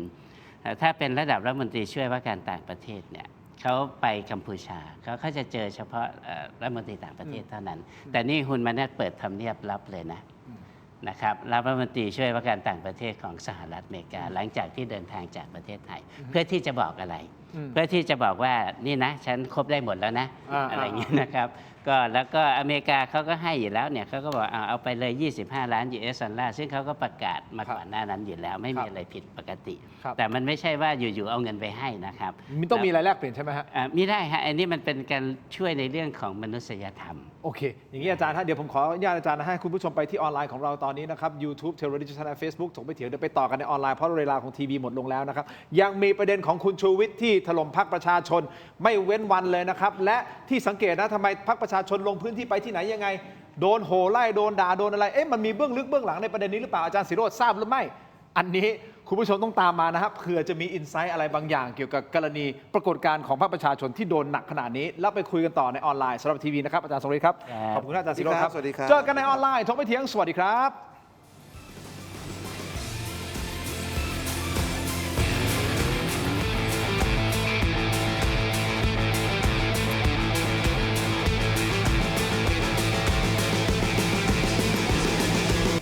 กลับมาครับถกไม่เถียงคุณผู้ชมครับในช่วงของออนไลน์ฮะเทโรดิจิทัลนั่นคือช่องใน YouTube ของเราที่ชมรายการถกไม่เถียงกันอยู่นะครับรวมถึง Facebook ถกไม่เถียงครับคุณผู้ชมมาช่วยกันโหวตให้ผมหน่อยได้ไหมครับผมถามว่าคุณตัดสินใจหรือยังว่าเลือกพรรคการเมืองใดนี่ฮะตามตัวเลือกนี้ฮะตัดสินใจแล้วยังไม่ตัดสินใจงดออกเสียงแล้วแต่คุณผู้ชมเลยนะครับที่จะโหวตเข้ามาตอนนี้ประมาณสัก 6,000 โหวต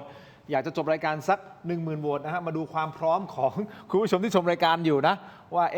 พร้อมที่จะเข้าสู่คูหาการเลือกตั้ง ใช่ครับ นะที่จะเกิดขึ้นในวันที่ 8 กุมภาพันธ์ที่ถึงนี้เลือกตั้งล่วงหน้าคือวันที่ 1 ใช่ไหมฮะนอกเขต ใช่ใช่ใช่ใช่ วันที่ 1 กุมภาพันธ์ ผมไปโหวตแล้วนะครับ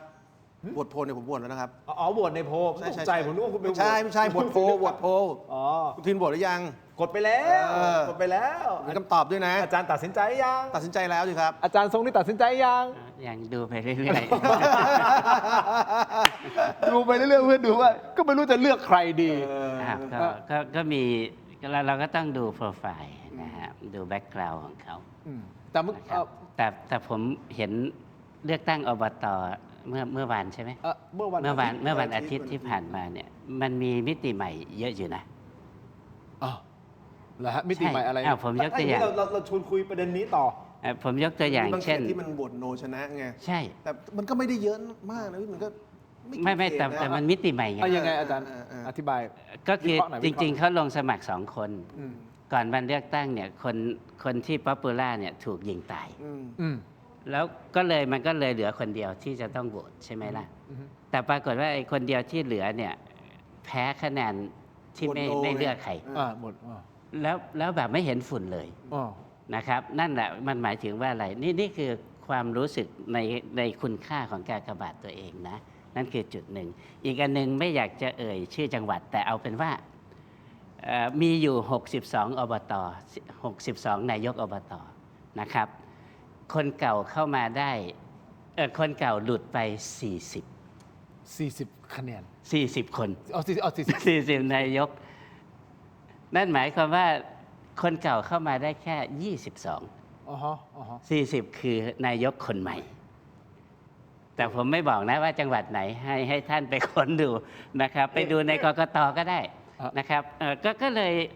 อย่างนี้ดีมาก เพราะว่าไม่งั้นมันก็จะย่ำรอยเดิมใช่ไหมล่ะ วนเวียนอยู่แต่ของเดิมๆคนเก่าๆคนเดิมๆพรรคพวกเดิม ใช่ ๆบ้านเดิม แต่อันนี้สำคัญนะเพราะบางทีเวลาเราคุยเรื่องประเทศไทยเนี่ยเราชอบคิดว่าคนเดิมจะได้ตลอดไงซึ่งตามสถิติมันไม่ใช่นะครับตามสถิติทุกครั้งที่มีการเลือกตั้งแม้กระทั่งระดับสสเองก็ตามนะคนเก่าตกประมาณ 30%แต่คนไทยจะถูกล้างสมองนะครับว่าใครเคยเป็นเนี่ยจะเป็นตลอดซึ่งไม่จริงนะไปดูสถิติทุกครั้งเป็นแบบนี้สสก็เป็นแบบนี้เอาเรื่องการเลือกตั้งครั้งที่แล้วเนี่ยที่ก้าวไกลเขาชนะ112 คนในเขตเนี่ยคนใหม่เกือบทั้งนั้นนะพรรคนี้คือพรรคที่ตอนปี 62 ทุกคนเป็นคนใหม่อย่าลืมเพราะฉะนั้นผมเสริมอาจารย์โสริคือบางทีเวลาเราพูดเรื่องการเมืองเราคิดประชาชนจะยอมพวกบ้านใหญ่ตลอดแต่ผมเนี่ยเป็นคนที่ไม่เชื่อแบบนั้นเลย ผมว่ายุคหนึ่งมี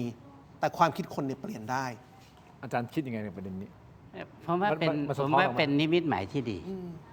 นะครับก็เพราะว่าประชาธิปไตยคืออย่างนี้แหละนะครับถ้าเรายังบอกว่าอุ้ยเลือกไปก็แค่นั้น แต่เราก็ยังเลือกเหมือนเดิม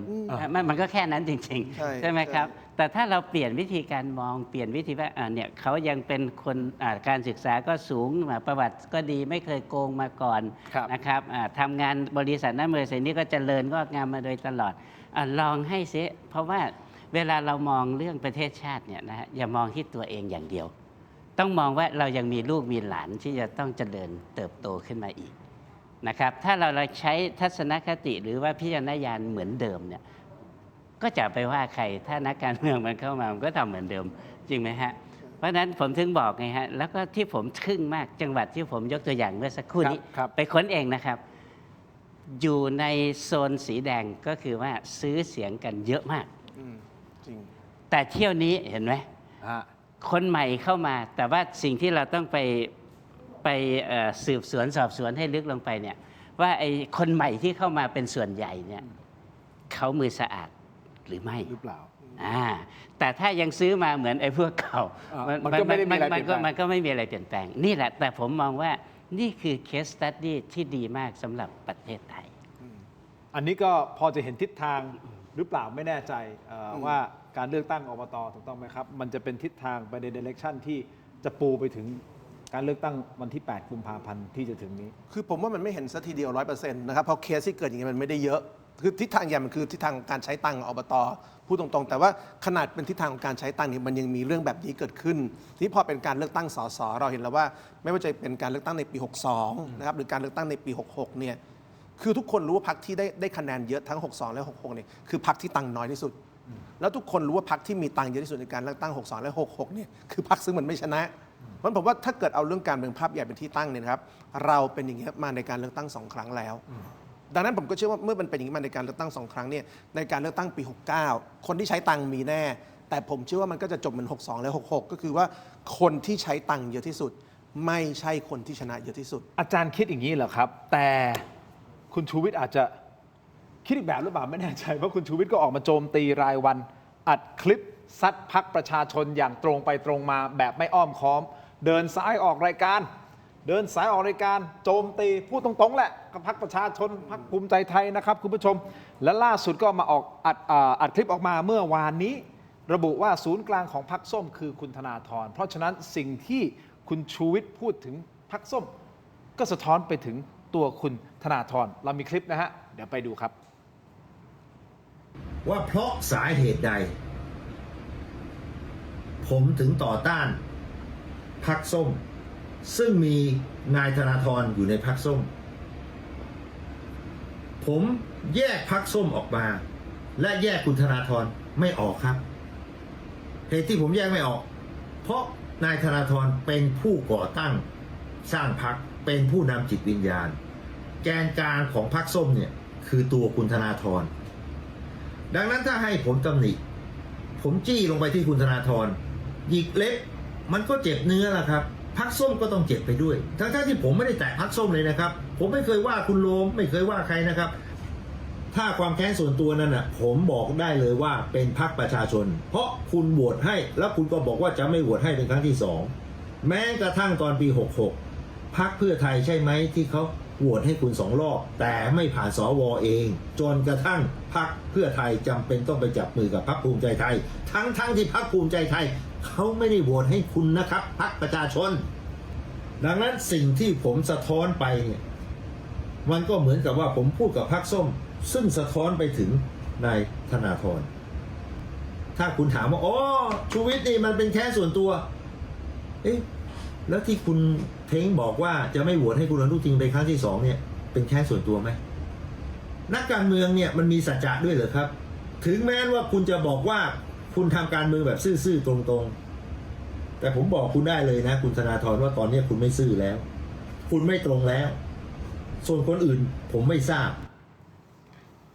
คุณผู้ชมครับขอบคุณคุณชูวิทย์นะฮะนี่คือคลิปของพี่ชูวิทย์กมลวิสิทธิ์นะฮะคุณผู้ชมครับอันนี้เอาแบบตรงไปตรงมาเลยถล่มพรรคส้มไม่เว้นวันเลยนะอาจารย์ศิโรจน์คิดว่ามาจากสาเหตุอะไรคือแค้นที่ไปโหวตให้คุณอนุทินหรอหรืออะไรมันหรือมันเบื้องลึกเบื้องหลังมากกว่านั้นหรือเปล่าหรือยังไงผมย้อนความทรงจำอย่างนี้แล้วกันนะครับคุณชูวิทย์เนี่ยเป็นคนที่ทุกครั้งที่มีการเลือกตั้งเนี่ยจะต้องด่าใครคนใดคนหนึ่งซ้ำๆไปเรื่อยๆแบบนี้ในการเลือกตั้งปี66ครั้งตอนแรกคุณชูวิทย์จะโจมตีใครจำได้ไหมครั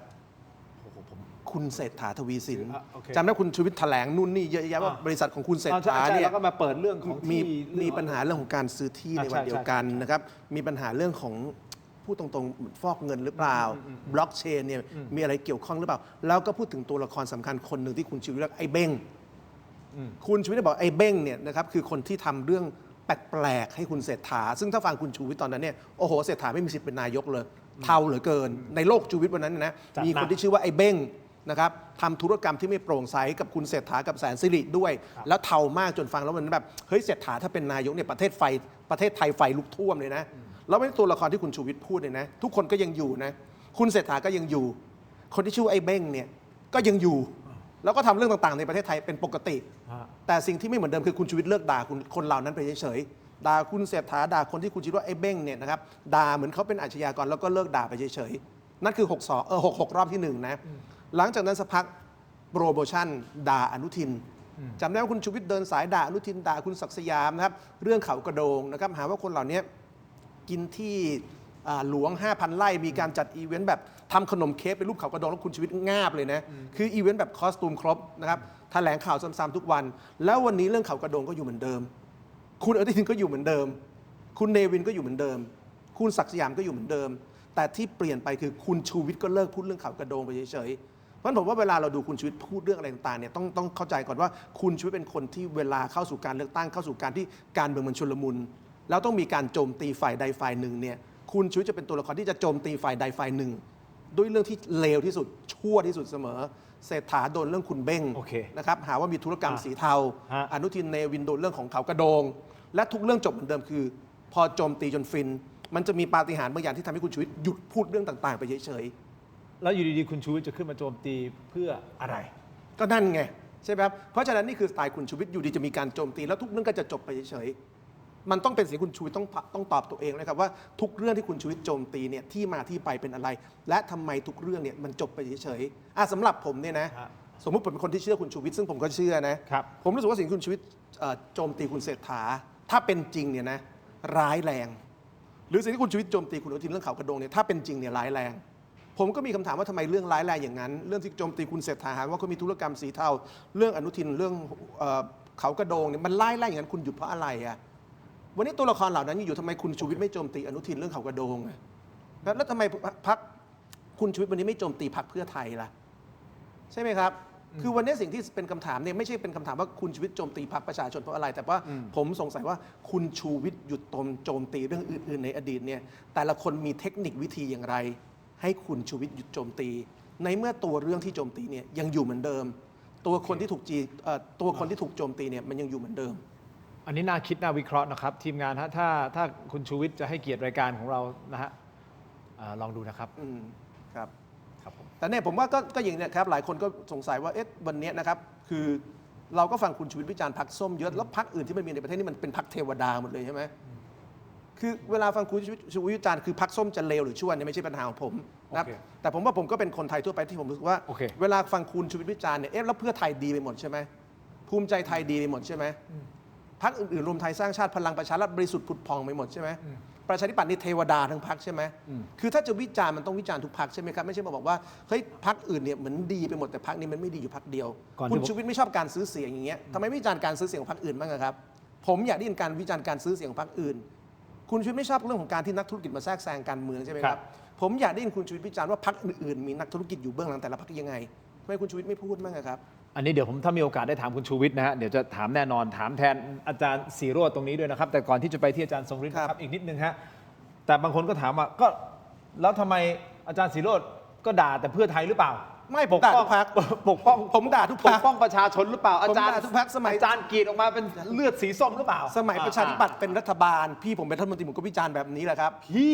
พี่ผมเป็นรัฐมนตรีผมยังวิจารณ์เลย คุณองค์อาจค้ามไพบูลย์ พี่ผมเป็นรัฐมนตรีผมก็วิจารณ์นับสมัยพลเอกเป็นประยุทธ์เป็นนายกผมก็วิจารณ์ผมวิจารณ์ทุกพรรคแบบนี้แหละครับคือถ้าคนที่พี่ตัวเองเป็นรัฐมนตรียังวิจารณ์รัฐบาลที่พี่ตัวเองเป็นรัฐมนตรีได้เนี่ยเขาไม่สนใจเรื่องพรรคครับผมว่าคนอย่างผมคนอย่างคุณทินหรือคนอย่างอาจารย์ทรงฤทธิ์เนี่ยชีวิตเราอยู่ได้โดยไม่ต้องสนใจเรื่องพรรคแล้วใครเป็นรัฐบาลเนี่ยไม่กระทบกับชีวิตเราแล้ว แต่ที่เราสนใจคือเรารู้สึกว่าทิศทางบางอย่างมันผิดใช่ไหมครับเช่นเวลาผมวิจารณ์เพื่อไทยเนี่ยผมวิจารณ์เพราะเขาเป็นรัฐบาล2 ปีแล้วมันมีการข้ามขั้วและไม่ทำตามผลงานก่อนที่เพื่อไทยจะเป็นรัฐบาลปี66ผมก็ไม่เคยวิจารณ์เวลาเขาถูกรัฐประหารเนี่ยผมบอกว่าเขาไม่ควรถูกรัฐประหารปี57เขาถูกรัฐประหารเนี่ยผมวิจารณ์คนที่รัฐประหารเขาตลอดสิ่งที่อาจารย์พูดทั้งหมดนี่มันเป็นดิจิทัลฟุตพริ้นท์นะใช่ปี57คุณไปดูดิครับคนที่วิจารณ์การรัฐประหารมากที่สุดคนหนึ่งคือใคร62เนี่ยเพื่อไทยชนะอันดับ1แล้วเขาไม่ได้เป็นรัฐบาลผมวิจารณ์พลังประชารัฐทุกวันเหมือนตอนนี้แหละครับปี62เพื่อไทยชนะอันดับ1ผมบอกว่าเฮ้ยพลังประชารัฐคุณไปแย่งเขาตั้งรัฐบาลไม่ถูกคุณต้องให้เขาได้ตั้งรัฐบาลใช่ไหมเพราะผมวิจารณ์เพื่อไทย66 68เพราะเพื่อไทยมีปัญหาโอเคเดี๋ยวได้พูดคุยอาจารย์เพิ่มเติมเกี่ยวกับเรื่องของกรณีเราพูดถึงเรื่องโพลด้วยนะครับแต่อาจารย์ทรงฤทธิ์อยากจะเสริมอะไรตรงนี้ไหมฮะเกี่ยวกับเรื่องของคุณชูวิทย์คือแน่นอนแหละอาจารย์อย่างที่อาจารย์เคยออกตัวมาก่อนแล้วก็เป็นสิ่งที่อาจารย์ชัดเจนตั้งแต่ตอนแรกว่าอาจารย์รู้เรื่องของการต่างประเทศติดตามไม่ใช่รู้เรื่องติดตามการเมืองการต่างประเทศโดยเฉพาะกลุ่มประเทศลุ่มน้ำโขงมากกว่าในเมืองไทยแต่ในเมืองไทยก็ยังพอตามบ้างนะฮะก็คงไม่สัมผัสลุ่มลึกเหมือนอาจารย์สิโรจน์นะครับก็โยนแต่ก็ผิวเผินจริงๆนะครับแบ็คกราวด์ของแต่ละคนยกเว้นคนนั้นเป็นนายกผมจะเข้าสู่ระดับลึกเลยถ้าคนนั้นเป็นนายกจัดหนักแล้วคุณชูวิทย์เป็นหรือยังยังก็เห็นอยู่นะฮะเดิมก็ล้างมือในอ่างเรียบร้อยแล้วอะไรพวกนี้ก็มาสมัครผู้ว่าใช่ไหมแล้วก็เป็นสวเป็นตั้งพรรคก็ดูอย่างนั้นแหละฮะแต่ถ้าเราจะดูเวิร์ดดิ้งที่คุณชูวิทย์พูดก็ชัดเจนนะครับนักการเมืองไม่มีสัจจะคุณชูวิทย์เป็นนักการเมืองไหมล่ะก่อนหน้านี้ตอนนี้ไม่ได้เป็นแล้วมั้งปัจจุบันยังเป็นอยู่ไหมผมไม่ได้ไม่รู้ไงผมว่านักการเมืองไม่จำเป็นต้องลงเลือกตั้งก็เป็นได้นะแล้วฮะก็ไม่รู้นักวิเคราะห์การเมืองไม่รู้ไงก็ไม่รู้แหละก็ท่านก็พูดเองใช่ไหมล่ะว่านักการเมืองไม่มีสัจจะโอเคประมาณนั้นแล้วท่านเป็นไหมก็ตั้งก็ใช่ไงก็แค่ question mark ตัวใหญ่ๆนะ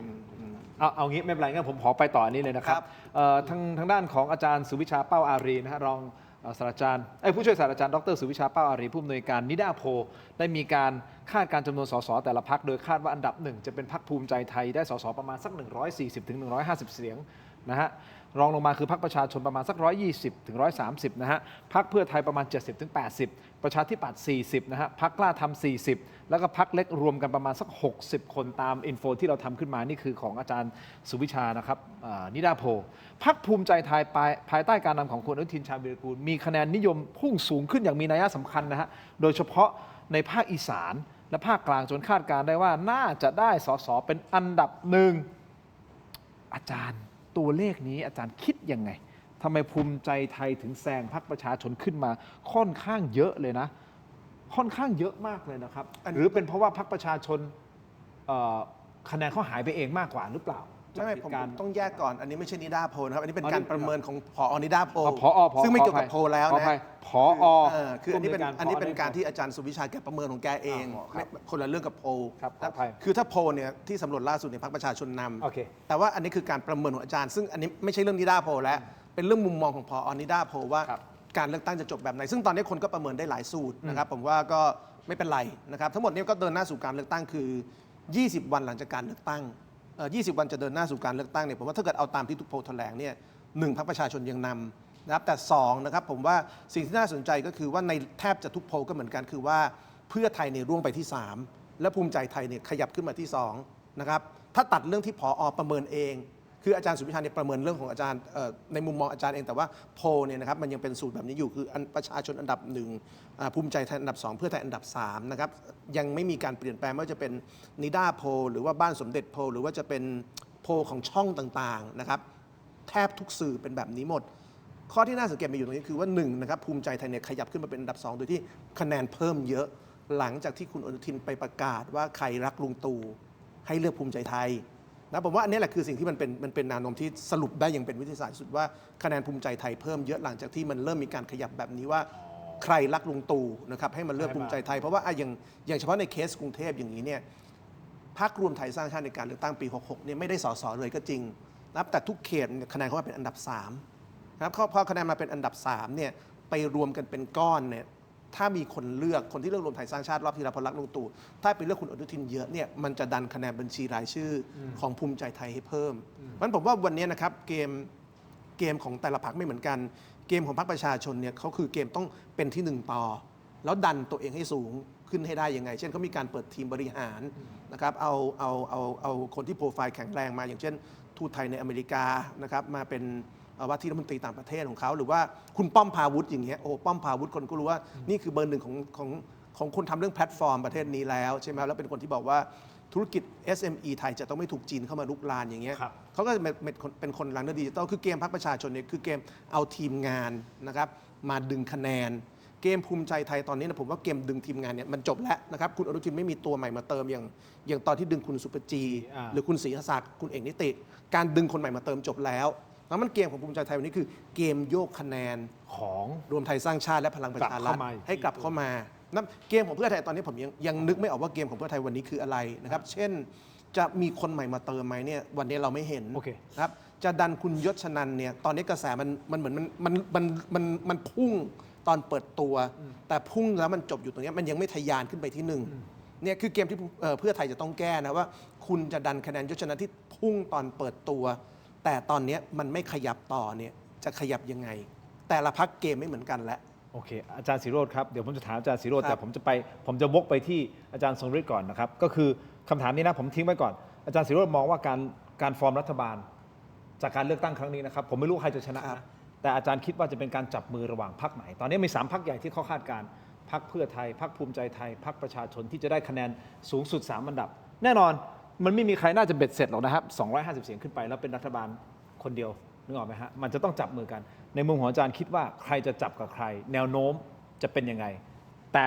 คำถามเดียวกันตัดภาพมาที่อาจารย์ทรงฤทธิ์ผมจะถามว่าแล้วถ้าเป็นฮุนเซนล่ะมองเข้ามาที่ประเทศไทยอาจารย์คิดว่าในมุมของเขานะใครจับกับใครแล้วจะเป็นคุณต่อกัมพูชาจะเรียกว่าคุณเป็นคุณกับกัมพูชาเลยเอาเป็นว่าเขาคิดว่าอาจารย์คิดว่าเขาอ่ะคุณเซนอยากให้ใครเป็นรัฐบาลดีกว่าเขาคุ้นเคยกับพรรคไหนล่ะจริงไหมล่ะนะครับรู้จักกันมานานนะครับแล้วก็ฮุนเซนก็ขู่หลายรอบแล้วนี่ว่าจะเปิดโพยนักการเมืองไทยที่ยุ่งเกี่ยวกับผลประโยชน์ในกัมพูชาสแกมเมอร์อะไรพวกนี้แต่สังเกตไหมว่าทำไมถึงที่สุดแล้วก็ไม่เลือกที่จะเปิดนะครับก็เอาแค่คลิปเก่าอย่างคุณอนุทินไปสะเดาะเคราะห์กับภรรยาอะไรอย่างเงี้ยนะครับแล้วก็โดยมีผู้ว่าจังหวัดไพดินนะฮะเป็นแม่งานให้อะไรเงี้ยเป็นผู้หญิงเนี่ยนะครับก็แค่แซะกันอยู่แค่นั้นนะฮะสาเหตุว่าทำไมเขาไม่เปิดไปถึงให้มันสุดจริงๆก็เพราะว่ามันก็คว้างงูไม่พ้นคอฮุนเซนเพราะฮุนเซนเกี่ยวกับทุกเรื่องที่อย่างที่ผมบอกไงฮะว่ามันเหนือกว่ามันก็คือฮุนเซนนี่แหละนะครับมันก็เลยทำให้ทุกอย่างที่ฮุนเซนออกมาขู่เนี่ยก็หวังว่าเขาขู่แล้วเขาจะได้นะครับไม่ว่าพรรคไหนฮะก็ยังขอย้ำนะครับก็คือณปัจจุบันนี้ถ้าเราจะประเมินจากสถานการณ์ปัจจุบันนี้เนี่ยไม่มีพรรคไหนที่เป็นคุณต่อฮุนเซนอยู่แล้วโอเคนะฮะไม่มีพรรคไหนที่เป็นคุณต่อฮุนเซนแต่ฮุนเซนเนี่ยก็พยายามจะเสี่ยมนะครับว่าให้พรรคนี้มาเนี่ยแต่เขาตีโจทย์ผิดที่บอกว่าคนไทยเนี่ย ไม่อยากสู้รบ อ่าฮะ จริง นะครับเขาตีโจทย์ผิดก็เพราะว่าที่แท้จริงคือคนกัมพูชาไม่อยากสู้รบนะฮะแล้วยิ่งมาแทงบอกว่าเนี่ยถ้าอยากจะสู้รบเนี่ยก็ให้เลือกพรรคภูมิใจไทยนะฮะก็เข้าแก๊ปเมืองไทยเลยอยากให้รบมาเลยก็เลยนั่นแหละฮะมันกลายเป็นอุบิเหตุที่เขาไม่ได้ตั้งใจนะครับแล้วก็ถ้าจะไปให้เลือกถ้าถามว่าถ้าเลือกพรรคอื่นล่ะพรรคประชาชนเนี่ยเขาก็อาจจะดูโปรไฟล์เดิมๆใช่ไหมล่ะก็บอกว่าหนึ่งไม่ใฝ่ในเรื่องของการสู้รบอยู่แล้วนะครับก็คือสร้างสัมพันธไมตรีอันดีต่อกันอะไรพวกนี้นะครับแต่ณปัจจุบันสถานการณ์ปัจจุบันเนี่ยมันข้ามในจุดที่เรียกว่าสันติแล้วนะครับมันกลายเป็นว่าไอ้สิ่งที่น่ากลัวแล้วก็เราต้องมองยาวไปเนี่ยก็คือว่าทุกวันนี้มันไปฝังเป็นความเกลียดชังระหว่างประชาชน น่ากลัว น่ากลัว น่ากลัว ถ้าฮุนเซนยังทำตัวเยี่ยงนี้ต่อไปนะครับฮุนเซนอยู่ไม่ได้นะเพราะว่าฮุนเซนจะถูกเปิดโปงไปเรื่อยๆเรื่อยๆนะครับตอนนี้ในฝ่ายสมรังสีเนี่ยเขามีสัญญาณอันหนึ่งที่เขาส่งเข้าไปหลังจากที่เขาทะลุทะลวงซิงเกิลเกตเวย์นะครับ คือ เขาใช้คำนี้รอวันสกายเน็ตพร้อม โอ้สกายเน็ตของอีลอนมัสป่ะใช่ป่ะเขาเรียก ใช่ ไหม ครับใช่ใช่ สกายเน็ต ใช่ ที่เป็น ใช่ ระบบอินเทอร์เน็ต รอวันสกายเน็ตพร้อมนั่นหมายความว่ามันก็ถ้าดูเวิร์ดดิ้งอันนี้นะครับหมายความว่าฮุนเซนไม่สามารถที่จะเจาะหรือล่วงรู้สกายเน็ตแต่สกายเน็ตนี้มันจะนอกจากจะส่งข้อมูลข่าวสารระหว่างกันแล้ว มันยังสามารถที่จะนำมาสู่การนัดหมายวันเวลาเดียวกันได้ พออาจารย์ทรงฤทธิ์ผู้บอกว่านัดหมายวันเวลาเดียวกัน อันนี้มันมีนัยยะถ้าเป็นฮุนเซนเขาจะกลัวนะ เพราะการนัดหมายวันเวลาเดียวกัน ใช่ ถ้าทางการเมืองนี่มันแปลว่าอะไร ก็เอาอย่างนี้เขาเคยต้อนรับสมรังสีหลังจากที่ไปอยู่ปารีสลี้ภัย อือฮึ นะครับเต็มท้องถนนเต็มกรุงพนมเปญ อือฮึ นะครับกำลังของฮุนเซนไม่สามารถทำอันใดได้นะครับถ้า Skynet เขานัดแนะกันโดยที่ฮุนเซนแกะสัญญาณนี้ไม่ได้ ไม่รู้ว่าเมื่อไหร่นะครับตอนนี้ฮุนเซนนอนไม่หลับแล้วนะครับแล้วก็ผนวกกับว่าจีนเนี่ยก็ตัดหางแล้วนะครับวันนี้วันที่เท่าไหร่ วันนี้วันที่ 13 มกรา ครบรอบ 56 ปีของนโรดมจักราวุธ แล้วขึ้นภาพฉลองวันเกิดที่ไม่เคยปรากฏมาก่อนในสื่อนัยสำคัญก็คือว่า แล้วเขาออกไปเยียวยาไปดูแลคนแล้วไปนั่งสัมผัสนะ ไม่ใช่ต๊อดแตะโชว์เหมือนฮุนเซนนะครับจักราวุธเนี่ยเดินเข้าไปนั่งคุยกับคนที่เขาเดือดร้อนจากสงครามนะครับแล้วเขามีทุนทรัพย์มาจากไหน ก็คือจีนที่เขาให้มา2 ระลอกเนี่ยคือมนุษยธรรมนะฮะแล้วกษัตริย์ศรีหมุนีก็ออกบ่อยขึ้น อย่าลืมว่าพวกเขาคือราชนิกูลนโรดมเดียวกัน นี่แหละคือสิ่งที่ฮุนเซนกลัวอยู่ตอนนี้ แล้วไม่กล้าออกไปไหนไกล เพราะว่าหนึ่งละคุณไม่สามารถควบคุมได้แล้วเพราะว่าซิงเกิลเกตเวย์คุณถูกทะลุทะลวงแล้วนะครับอันที่2ก็คือว่าถึงคุณจะห้ามโดรนแต่คุณจะห้ามสไนเปอร์ได้ไหมไม่กล้าออกจากบ้านตอนนี้แล้วก็ทุกครั้งก่อนฮุนเซนจะออกจากบ้านเนี่ยต้องสแกนทุกพื้นที่เป็นเวลาล่วงหน้า2 ชั่วโมงเป็นอย่างน้อย นี่ใช้ชีวิตลำบากมากนะเนี่ย ลำบาก ถึงแม้จะมีเงินมหาศาล ลำบาก แต่ใช้ชีวิตลำบาก ลำบากมาก อ่า แต่บอกอันหนึ่งฮุนเซนติดมาม่า ติดมาม่าครับเนี่ยนะ อ๋อเหรอฮะ ไม่รู้ อย่างนั้น ตุนไปเยอะหรือ จริ เป ง ล่า ป่ะติดบะหมี่กึ่งสำเร็จรูปของเรานี่นะ ใช่มา เอา ม่า ครับ ครับเนี่ยร อ๋อ ถ เหรอ หมู ฮะ สับ อ๋อ นะฮะ โฆษณาต้องเข้าแล้วนะฮะโฆษณาต้องเข้าถงไปเถียงนะฮะมาม่านะฮะ อย่างเงี้ยคุณผู้ชมขอบคุณนะที่ทักมา เพราะผมก็จำไม่ได้ เขาบอกว่าคือ Starlink อ่า Starlink ของอีลอนมัส อันนี้เขา อันนี้คืออีกอันหนึ่ง เขาเรียก Skynet อ๋อไอ้ Skynet คือไม่ใช่ Starlink นะคนละอันนะ ไม่ใช่ โอเคผมจะได้เข้าใจขออภัยนะฮะโอเคไม่ใช่ของอีลอนมัส ครับ ที่อาจารย์กำลังพูดถึงไม่ใช่ เขาเรียก Skynet ฟังแล้วเพลินฟังเพลิน เพลินดี ลืม นะ เหมือนกัน แต่ว่านัดหมายวันเวลา อันเนี้ยมันน่ากลัว เพราะเราเห็นแล้วมันเกิดขึ้นในบางประเทศ มันก็จะเป็นเหมือนเนปาลโมเดลเนี่ยใช่ไหมคุณ มั บ น ริหารประเทศไม่ได้ แล้วคนตายเยอะเศรษฐกิจไม่ดี คือ จะเป็น คือในยุคที่ฮุนเซนยังไม่บล็อกเรื่องข้อมูลข่าวสารเนี่ยนะฮะสำรังสีเมื่อปี 2018 เขาเคยนัดหมายกัน ว่าจะรับประทานขนมจีนวันเวลาเดียวกัน เพื่อเขาอยากหยั่งว่าจะมีคนในกัมพูชารับประทานขนมจีนในวันเวลาเดียวกันกับเขามากขนาดไหน นะครับ มีไหมฮะ ฮุนเซนออกมาประกาศห้ามกิน เพราะรับความจริงไม่ได้นะครับก็คือก่อนจะถึงวันที่จะรับประทานกันนะคุณชิน อ่าฮะ ฮุนเซนห้ามกิน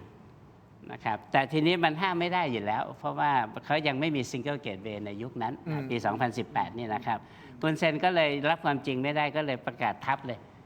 งั้นให้เป็นวันกินขนมจีนแห่งชาติอืม แก้เกมเป็นงั้น ใช่ ก็ไปกางโต๊ะกางเต็นท์ให้ทุกคนได้กิน นี่คือ เพราะฉะนั้นมันก็คือรอยเดิมตอนนี้นะครับ แต่มันมีความซับซ้อนมากขึ้นกว่านั้น แล้วก็ผมเชื่ออย่างนี้เลยนะ ถ้า Skynet เขาบรรลุ แล้วตอนนี้สมรังสีอยู่ที่อเมริกา ครับ นะครับเดินเข้าคอนเกรสแคปิตอลฮิลเกือบทุกวันเนี่ย ครับ นะครับไปคุยกับอะไรล่ะ ใช่ไหมครับ แล้วรวมไปถึงเดินสายไปพบคนคแมร์หรือคนกัมพูชาที่อยู่ในอเมริกาทุกรัฐ และดมความพร้อมทุกสิ่งทุกอย่างตอนนี้นะครับแล้วก็ทะลุทะลวงแล้วก็ให้ข้อมูลข่าวสารกับคนกัมพูชาที่อยู่ข้างใน แต่สิ่งที่เราไม่เห็นว่าทำไมไม่เห็นพลังอะไรออกมาเนี่ยเพราะพวกเขาเรียนรู้แล้วว่าถ้าเขาแสดงอะไรออกมาฮุนเซนตามเก็บเรียบเขาก็เลยเหมือนเสมือนหนึ่งว่าไม่มีอะไรตอนนี้ รอวันเวลา Skynet นัดหมายให้พร้อม ถ้าเป็นอย่างนี้จริง แล้วลองนึกดูนะ 35,000 นายที่ฮุนเซนมีตอนนี้ BHQ มันคือไพ่ใบสุดท้ายที่เขามีตอนนี้ แล้วเขาจะกระจายกำลังพวกนี้ไปที่ไหนไหมล่ะเขาต้องอารักขาเขาใช่ไหมเพราะมันก็จะอยู่ที่กันดารและพนมเปญเท่านั้นนะครับที่มันเป็นเซฟโซนของเขา แต่ว่าถ้าคนพรึบออกมาเนี่ยอาวุธยุทโธปกรณ์ เอาไว้ คุณ อยู่ วิ่งไปไหนไม่ได้ เรียบร้อยนั่นแหละ น่าคิดนะอาจารย์สิโรจน์ ก็น่าคิดเพราะว่าเครือข่ายสมรังสีคือบังเอิญเนี่ยผมเป็นเพื่อนกับภรรยาสมรังสี จริง ๆ จริง นางชูล่ง เราเป็นเพื่อนภรรยาสมรังสีคือสมัยหนุ่มๆเนี่ยนะครับ เป็นเพื่อน เป็นเพื่อนนะครับ เดอะเมียของ เทอมเมีย คือสมัยผมหนุ่มๆเนี่ยนะครับผมคือมันจะมีกิจกรรมในทำเยอะๆที่แบบประเภทคนที่เขาคิดว่าจะมีโอกาสเป็นผู้นำในภูมิภาคได้เนี่ยครับมันจะถูกเชิญไปนั่นไปนี่นะครับเพราะฉะนั้นผมเนี่ยเคยไปนะครับกับภรรยาสมรังสี แต่อันนี้เหตุการณ์นี้ตั้งแต่สมัยนิวยอร์กนะครับนานมากแล้วสัก15-20 ปีแล้ว แต่ว่าเป็นเพื่อนกันนะครับแล้วก็ตอนนั้นก็จำได้นะครับว่าภรรยาสมรังสีเขาก็เล่าจริงๆว่าเครือข่ายของสมรังสีเนี่ยมีมากกว่าที่คิดนะครับมีตั้งแต่เครือข่ายคนกัมพูชานอกประเทศนะครับแล้วก็มีในระดับกัมพูชาซึ่งเป็นคนในประเทศ เครือข่ายพวกสหภาพแรงงานเครือข่ายพวกชาวนาเครือข่ายพวกนี้สมรังสีเขามีแล้วเขาลึกมาประมาณ 15-20 ปีแล้วเพราะฉะนั้นเนี่ยนะครับเครือข่ายพวกนี้เนี่ยกัมพูชาฮุนเซนพยายามทำลาย แต่มันยังทำลายไม่ได้ เมื่อก่อนมันอาจจะกดได้เพราะมันไม่มีอินเทอร์เน็ต คือในอายุ15-20 ปีก่อนหรือ30 ปีก่อนเนี่ยการที่สมรังสีซึ่งอยู่นอกประเทศจะติดต่อคนในประเทศที่เป็นคนของตัวเองเนี่ยมันยากใช่ไหมมันไม่มีอินเทอร์เน็ตมันไม่มีโซเชียลมีเดียแต่เมื่อวันนี้มันมีแล้วเนี่ยการที่สมรังสีเขาจะ organize นะครับเขาจะจัดตั้งนะครับเขาจะประสานเครือข่ายของคนที่สนับสนุนเขาเป็นเวลา 20-30 ปีเนี่ยมันง่ายกว่าเมื่อก่อนเยอะ คือเวลาเราพูดถึงสมรังสีเราต้องนึกถึงคนที่เป็นนักการเมืองซึ่งฮุนเซนไล่บี้มาเป็นเวลาหลายสิบปี แต่ยังมีคะแนนนิยมอยู่ถึงเขาจะ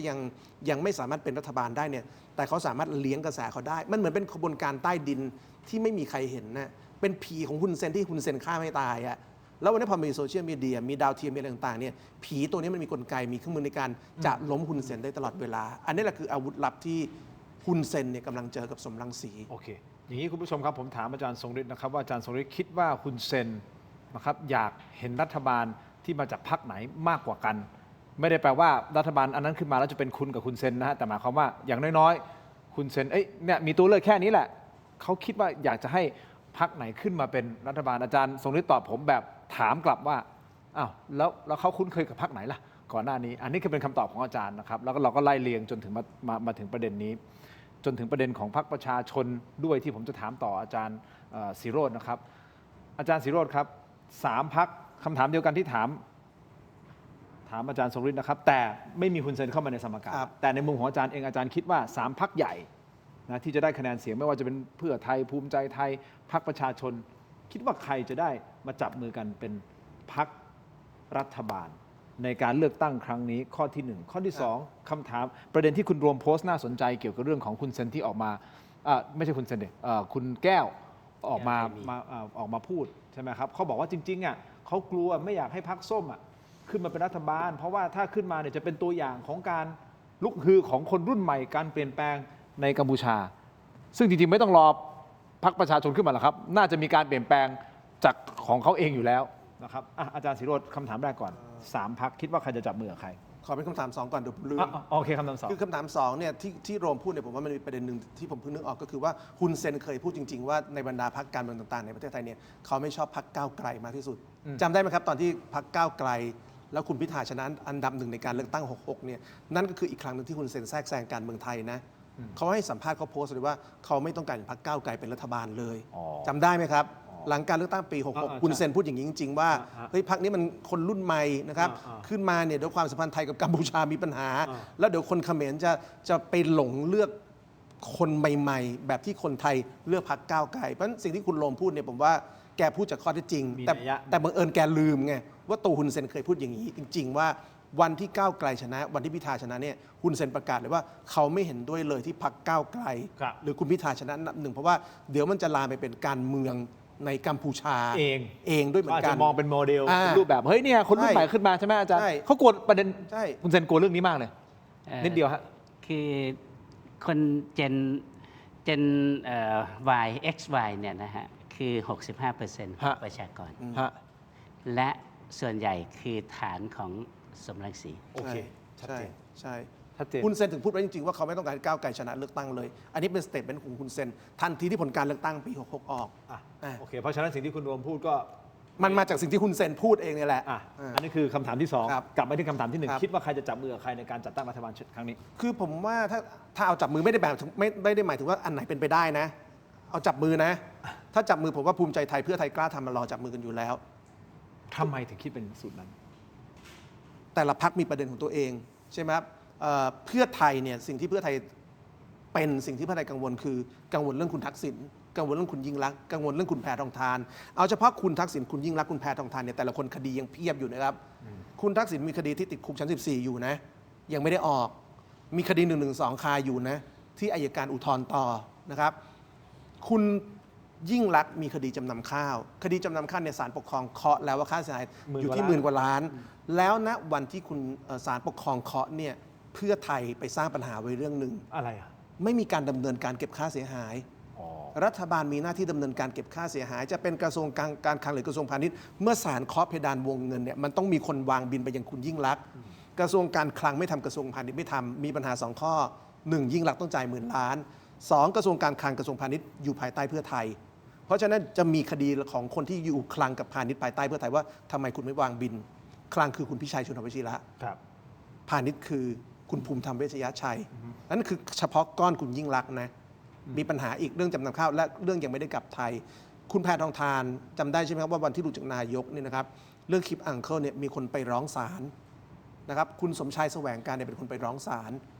ร้องคดีอาญาก็มีนะ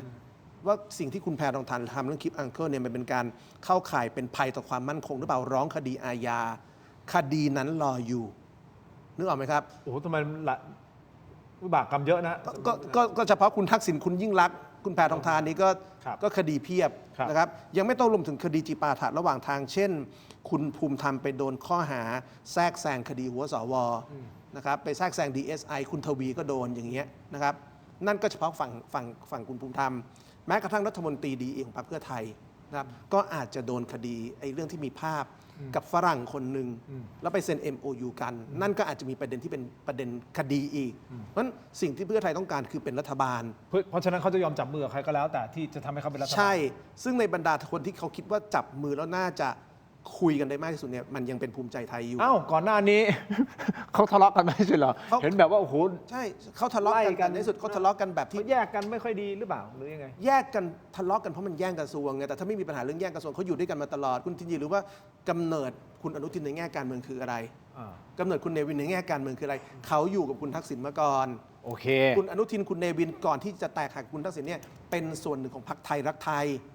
ครับแล้วพอไทยรักไทยโดนยุบคุณทักษิณมาตั้งพรรคพลังประชาชนคุณอนุทินคุณเนวินก็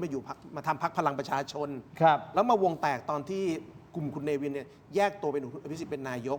ถึงวงแตกแต่พอปี66มันจบแล้วเขานายตอนนั้นใช่แล้วโอ้วันนั้นด่าคุณทักษิณแบบหนักมากนะด่าเรื่องล้มสถาบันอะไรแรงมากก็นี่ไงแล้วมันจะกลับมาก็66ไง 66ไงใช่ไหม โอเค คุณ อ่า เพื่อไทยปราศัยนะครับ ด่าคุณอนุทินไล่หนูตีงูเห่าไอ้พักกัญชาตาย คือผมเนี่ยผมก็คาใจตั้งแต่ตอนนั้นว่าเวลาเพื่อไทยไปบอกว่าอนุทินทำให้คนเด็กไทยกัญชาตายเยิ้มเนี่ยมันเป็นเยิ้มตรงไหนยังไม่รู้เลยเนี่ยตอนนั้นด่าทุกวันว่าโหยอนุทินมาเด็กไทยกัญชาตายเยิ้มตามปากซอยเด็กดูดกัญชากันทุกถนนแถวบ้านผมดูทุกวันผมก็ไม่เจอแต่ว่าตอนนั้นเชื่อเพื่อไทยก็แบบเฮ้ยเด็กติดกัญชาตายเยิ้มไปหาเสียงที่ศรีสะเกษก็แบบไล่หนูตีงูเห่าเสร็จแล้วก็มาช็อกบินช็อกกัน เพราะฉะนั้นเนี่ยนะครับเขาอยู่ด้วยกันมานาน แล้วก็เพิ่งจะมาทะเลาะกันไอ้เรื่องแย่งกระทรวงมหาดไทย แสดงว่าครั้งนี้อาจารย์ก็ยังมองว่ามีโอกาสที่จะเป็นเพื่อไทยภูมิใจไทยและ กล้าทำเพราะว่าอย่าลืมว่าสังเกตไหมว่าในการหาเสียงรอบนี้เนี่ยเพื่อไทยไม่แตะภูมิใจไทยในเรื่องที่เป็นจุดตายเลย เช่นเรื่องหัวสวเขาไม่แตะ โอเคอ่า เรื่องเขากระโดงไม่แตะ อ่า ใช่ไหมครับก่อนยุบสภาเนี่ยฮึม อ่าฮะ กูจะเช็คบินเขากระโดงกูจะเช็คบินหัวสว ครับ แล้วปล่อยข่าวด้วยนะว่าจะมีการผมจำได้เลยวันนั้นดู ครับ ข่าว จะทวงคืนที่ดิน 55,000 ไร่เขากระโดงโอ้โหพาดหัวใหญ่นะคุณภูมิธรรมบอกเสร็จแล้วจนถึงปัจจุบันนี้ยังไม่มีเลย วันนี้ในการเลือกตั้งก็ไม่พูดเรื่องนี้ใช่ไหมภูมิใจไทยก็เคยบอกว่าเขาจะเช็คบินเรื่องสนามกอล์ฟอัลพายจำได้ไหมครับ จะเช็คบินเรื่องอังเคิลนะครับจะเช็คบินเรื่องเอนเตอร์เทนเมนต์คอมเพล็กซ์จะเช็คบินเรื่องชั้น 14 คุณอนุทินก็ไม่พูดอะไรเลย เพราะฉะนั้นผมว่าในแง่หาเสียงเราเห็นแล้วว่าเขาพร้อมจะจับมือกันเขาพร้อมจะหัวกันแต่ว่ามันมีการทะเลาะกันไหมระหว่างทางมันมีแน่แต่การทะเลาะบนมันจะมีในระดับแบบเวทีปราศัย หนูฟังหนิมนะนี่หนิมนะหนูต้องฟังหนิมไม่งั้นหนิมเอาหนูออกไอ้อย่างนี้คือเวทีปราศัยลิเกเรียกคะแนนคนดู คือมันต้องเรียกคะแนนให้กองเชียร์ตัวเองรู้สึกว่าเฮ้ยพี่หนิมยังลุยพี่หนูอยู่เว้ยไม่อย่างนั้นกองเชียร์พี่หนิมก็จะไม่เลือกนะแต่มันมีแค่ระดับการปราศัยสร้างความฮึกเหิมไงแต่ถ้าเอานโยบายจริงๆมันไม่มี สุดท้ายก็จับมือ สุดท้ายจับมือสุดท้ายจับมือแน่นอน อันนี้คืออาจารย์คิดว่าจะเป็นอย่างนี้ ใช่ แล้วไม่คิดว่าจะเป็นอีกขั้วหนึ่ง มีก็อันนั้นก็คือเงื่อนไขพรรคประชาชนชนะอันดับหนึ่ง หรือว่าอ่ะ ใช่ไหมครับ ภาคประชาชน ถ้าพรรคประชาชนชนะอันดับหนึ่งก็ต้องไปดูว่าพรรคอื่นได้คะแนนเท่าไหร่ แล้วจะจับกันอย่างนี้ ถ้าประชาธิปัตย์ จับกับเพื่อไทยไหม ผมไม่รู้นะครับ ประชาชนจับกับภูมิใจไทยไหม ผมว่าเขาอยากจะจับกับประชาธิปัตย์เขาจะสะดวกใจมากกว่าเพราะฉะนั้นต้องไปดูว่าประชาธิปัตย์กล้าทำเนี่ยใครจะได้คะแนนเยอะ มีแผลหมายถึงว่าพรรคประชาชนมีแผลกับทั้งสองพรรคเลยนะทั้งเพื่อไทยนะฮะกับทั้งภูมิใจไทย ใช่นั่นก็คือปัญหาใช่ไหมแต่ผมคิดว่าอย่างนี้คือว่าโจทย์ของพรรคประชาชนคือทุกคนก็รู้ว่าเขาเป็นพรรคที่เจอโจทย์ยากอยู่พรรคเดียวในประเทศ คือพรรคอื่นคุณจะได้คะแนน 80 เสียง คุณก็ตั้งรัฐบาลได้ คุณจะได้ 100 ก็ตั้งได้ คุณจะเป็นที่ 2 ที่ 3 ก็ได้ มันมีพรรคนี้พรรคเดียวที่เจอโจทย์ประหลาดว่าคุณต้องได้ที่ 1 ไม่พอ ต้องได้ 200 ขึ้นเพราะฉะนั้นผมว่าโจทย์เขาคือถ้าเขาได้ 200 เนี่ยเดี๋ยวพรรคเล็กมันจะมาใช่ไหมครับสมมติเขาได้สัก ครับ 200นะครับแล้วประชาธิปัตย์ได้สัก 20-30 รวมเป็น 230เนี่ยคนที่อยากเป็นรัฐบาลมันเยอะนะผมว่าถ้าถึงจุดนั้นเพื่อไทยก็อาจจะมา แม้กระทั่งภูมิใจไทยก็อาจจะมา เพราะตอนนี้ไอ้โจทย์ที่มันอ้างว่าไม่จับมือพรรคประชาชนคือเรื่อง 1-2 นะครับพรรคประชาชนไม่ได้มีนโยบาย 1-1-2 ในการหาเสียงแล้วเพราะศาลมันได้ห้ามแล้ว สังเกตไหมครับว่าในการเลือกตั้งครั้งนี้เรื่องที่คนที่เอามาโจมตีพรรคประชาชนเยอะคือเรื่อง 1-1-2 ทางที่จริง ๆ เรื่องนี้เขาไม่ได้มีนโยบายนี้แล้ว ครับ ศาลได้ห้ามไปเรียบร้อยแล้วเพราะฉะนั้นเงื่อนไขเรื่อง 1-1-2 เนี่ยหมดแล้วในการหาเสียงครั้งปัจจุบัน อาจารย์ศิโรจน์อาจารย์สมฤทธิ์ขออนุญาตนิดเดียวนะครับเดี๋ยวเราจะพูดคุยกันต่อนิดนึงพอเดิมเมื่อวานนี้ดีเบตใช่ไหมครับมันมีภาพหนึ่งที่มีทั้งคุณอนุทินคุณเท้งแล้วก็มีของมีคุณอาจารย์ ยศนันท์ ยศนันท์ด้วยใช่ไหม ยศนันท์ ที่เขา ใช่ จับมือแล้วไม่คุณเท้งไม่ยอมยกมือ มีไหมทีมงานของเรามีภาพตรงนี้ไหมเปิดดูนะครับเปิดดูนะครับ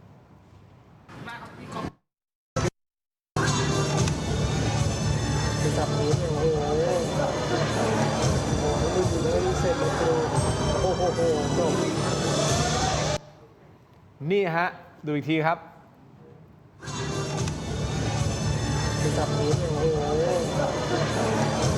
ลืมอยู่เลยเสร็จเลยครูโอ้โหจบ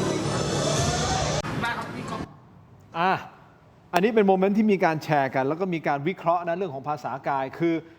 ไม่รู้ด้วยความเคยชินหรือเปล่านะฮะท่านนายกรัฐมนตรีอนุทินพอจับมือปุ๊บมันก็นึกออกมาสไตล์มันแบบนึกออกด้วยความเคยชินหรือเปล่า ไม่แน่ใจหรือมีนัยยะอะไรบางอย่างหรือเปล่า เพื่อที่จะชูมือแต่ว่าผมเข้าใจนะไม่ได้เข้าข้างท่านอนุทินนะอาจจะเป็นความเคยชินว่าแล้วจับเนื้อจับมืออ้าวยกมือแต่คุณเท้งคือแบบไม่ต้องชูมือก็ได้ครับ ใช่ เอาแบบนี้ดีกว่าครับก็กลายเป็นนึกออกไหมฮะ อ่ะ มันเป็นภาษากายบางอย่างคนก็วิเคราะห์ไปต่างๆนานานะคุณเท้งไม่ยอมยกมือไม่ยอมชูมือมันเหมือนถ้าสมมติชูมือมันจะเกิดเป็นภาพอะไรเป็นภาพแบบ เรา3 พรรคนี่เหรอ ใช่คือ ไปด้วยกัน ใช่ ไปด้วยกันนะมันอาจจะมองกันได้ใช่ไหมเย่ชนะ คือขนาดแค่อย่างนี้เนี่ยนะผมยังเจอในเพจของกลุ่ม ทหารบางกลุ่ม ฮะ นะครับหรืออดีตทหารบางกลุ่มบอกเลยว่าเนี่ยวันนี้ขณะที่ทหารไปรบตามแนวชายแดนไอ้นักการเมือง3 คนจับมือกันแย่งอำนาจแบ่งอำนาจ อ่าฮะ คือนี่ขนาดไม่ชูนะ อ่า ยังโดนบางกลุ่มโจมตีว่านักการเมืองเอาแต่จับมือกันแบ่งอำนาจ เพราะฉะนั้นถ้าชูเนี่ยนะมาเต็มๆ พวกคุณเลือกตั้งหัวกัน วันนี้หาเสียงแต่ว่าเตรียมตัวแบ่งอำนาจร่วมกันด้วยการชูมือในสังคมไทยคือเป็นผู้ชนะร่วมกันนะครับ แต่ในสายตาประชาชนเนี่ยคุณจะเป็นผู้ชนะร่วมกันไม่ได้ ยกเว้นคุณหัวกัน เพราะฉะนั้นผมว่าคุณเทงเนี่ยคือคุณอนุทินเนี่ยคิดยังไงไม่รู้แต่คุณเทงเนี่ยแกไวคือแกรู้ถ้ามันมีการชูเนี่ยนะด่าทันทีว่าโอ้โหพวกมึงหาเสียงหัวกัน แกถึงมือแข็งเลยไงแกไม่ชูด้วย อาจารย์สมฤทธิ์มองไงครับประเด็นนี้ ก็ผมว่า อันนี้ เขา นี่อาจจะไม่ต้องติดตามการเมืองแต่ เขา ว่า คงจำอยู่แล้วนะฮะก็สนับสนุนกันแล้วก็หักหลังกันใช่ไหมล่ะ อ๋อคงอาจจะมีความรู้สึกตรงนั้นอยู่ ก็ต้องจำใช่ไหมฮะก็ต้อง เป็นไป จ ได้เป็นไปได้เป็นไปได้ ำคือคนเราก็ต้องมีการเรียนรู้ อ่าฮะอ่าฮะ นะครับ แล้วก็ พอเรียนรู้แล้วเนี่ยก็มันไว้ใจซึ่งกันและกันไม่ได้อยู่แล้วนะฮะแล้วก็เขาเรียกว่าหลอกสับขาหลอกอะไรเงี้ยมันเยอะแยะมากมายในการเมืองไทยนะฮะแล้วก็คือถ้าเราไปฟังเวลาหาเสียงเนี่ยก็เอามันเป็นส่วนใหญ่ด่ากันวิพากษ์วิจารณ์แล้วก็ discredit นะครับเอาเข้าจริงๆนโยบายเนี่ยพูดน้อยที่สุดอยู่แล้วนะครับก็มันก็เลยเป็นอย่างนี้แหละฮะก็แต่ถึงที่สุดแล้วเราก็ได้รัฐบาลที่ไปเชียร์บอลด้วยกันใช่ไหมล่ะก่อนหน้านี้ ใช่ไหมฮะแล้วก็บอกว่า แล้วตอนไปเชียร์บอลบอกว่าไม่ได้เตรียมตั้งรัฐบาลร่วมกันด้วยนะจำได้ไหมครับตอนนั้นไปนั่งดูบอลด้วยอังกฤษมีไฮโซเพียบเลย แล้วบอกว่าไม่ได้ตั้งรัฐบาลด้วยกันตอนหลังก็ตั้งด้วยกัน ก็แล้วเราเชื่อไหมล่ะนั่นแหละ คุณผู้ชมก็ใช้วิจารณญาณ ก็คุณชูวิทย์ก็พูดแล้วไง ก็ใช้วิจารณญาณนะครับ แต่มันมีข้อสังเกตครับว่าคุณเท้งแม้แต่ตอนเซ็น MOA ใช่ไหมครับ คุณเท้งก็ไม่ได้เซ็นพร้อมกับ ใช่ คุณอนุทินนะฮะ แล้วก็ คือเซ็นก่อนแล้วก็ไปเรามีเนี่ยถ้า ไม่ยอมถ่ายรูปร่วมกัน ไม่ยอมถ่ายรูป ด้วยไม่มี อันนี้ไม่แน่ใจว่าคุณเท้งคือระวัง ผมคิดว่าเขา พ ระ ยายา วั ม ง ไม่อยากจะให้ภาพออกมาเหมือนแบบว่าเฮ้ยไปแบบอีอ๋อรักกันหรืออะไรมากขนาดนั้น เขาระวังนะครับเราจะเห็นว่าในภาพเมื่อกี้ก่อนที่จะมีเรื่องจับมือไม่จับมือเนี่ยคุณเท้งมองไปที่มือคุณอนุทินก่อนเลยนะคือแกคิดอยู่ก่อนแล้วนะว่าถ้ามันมีเหตุการณ์จับมือชูเนี่ยแกไม่ชูแน่นอนนะครับเพราะฉะนั้นผมว่าก็มันก็สะท้อนวิธีทำงานทางการเมืองของพรรคแต่ละพรรคได้ดีใช่ไหมครับเช่น ถ้าคุณไม่ชอบพรรคประชาชนคุณก็อาจจะบอกว่าพรรคนี้ไม่ยอมร่วมมือกับใคร แต่ในอีกแง่หนึงก็คือพรรคนี้เขาก็มั่นใจว่าเขาทำแบบนี้ของเขามีโอกาสชนะ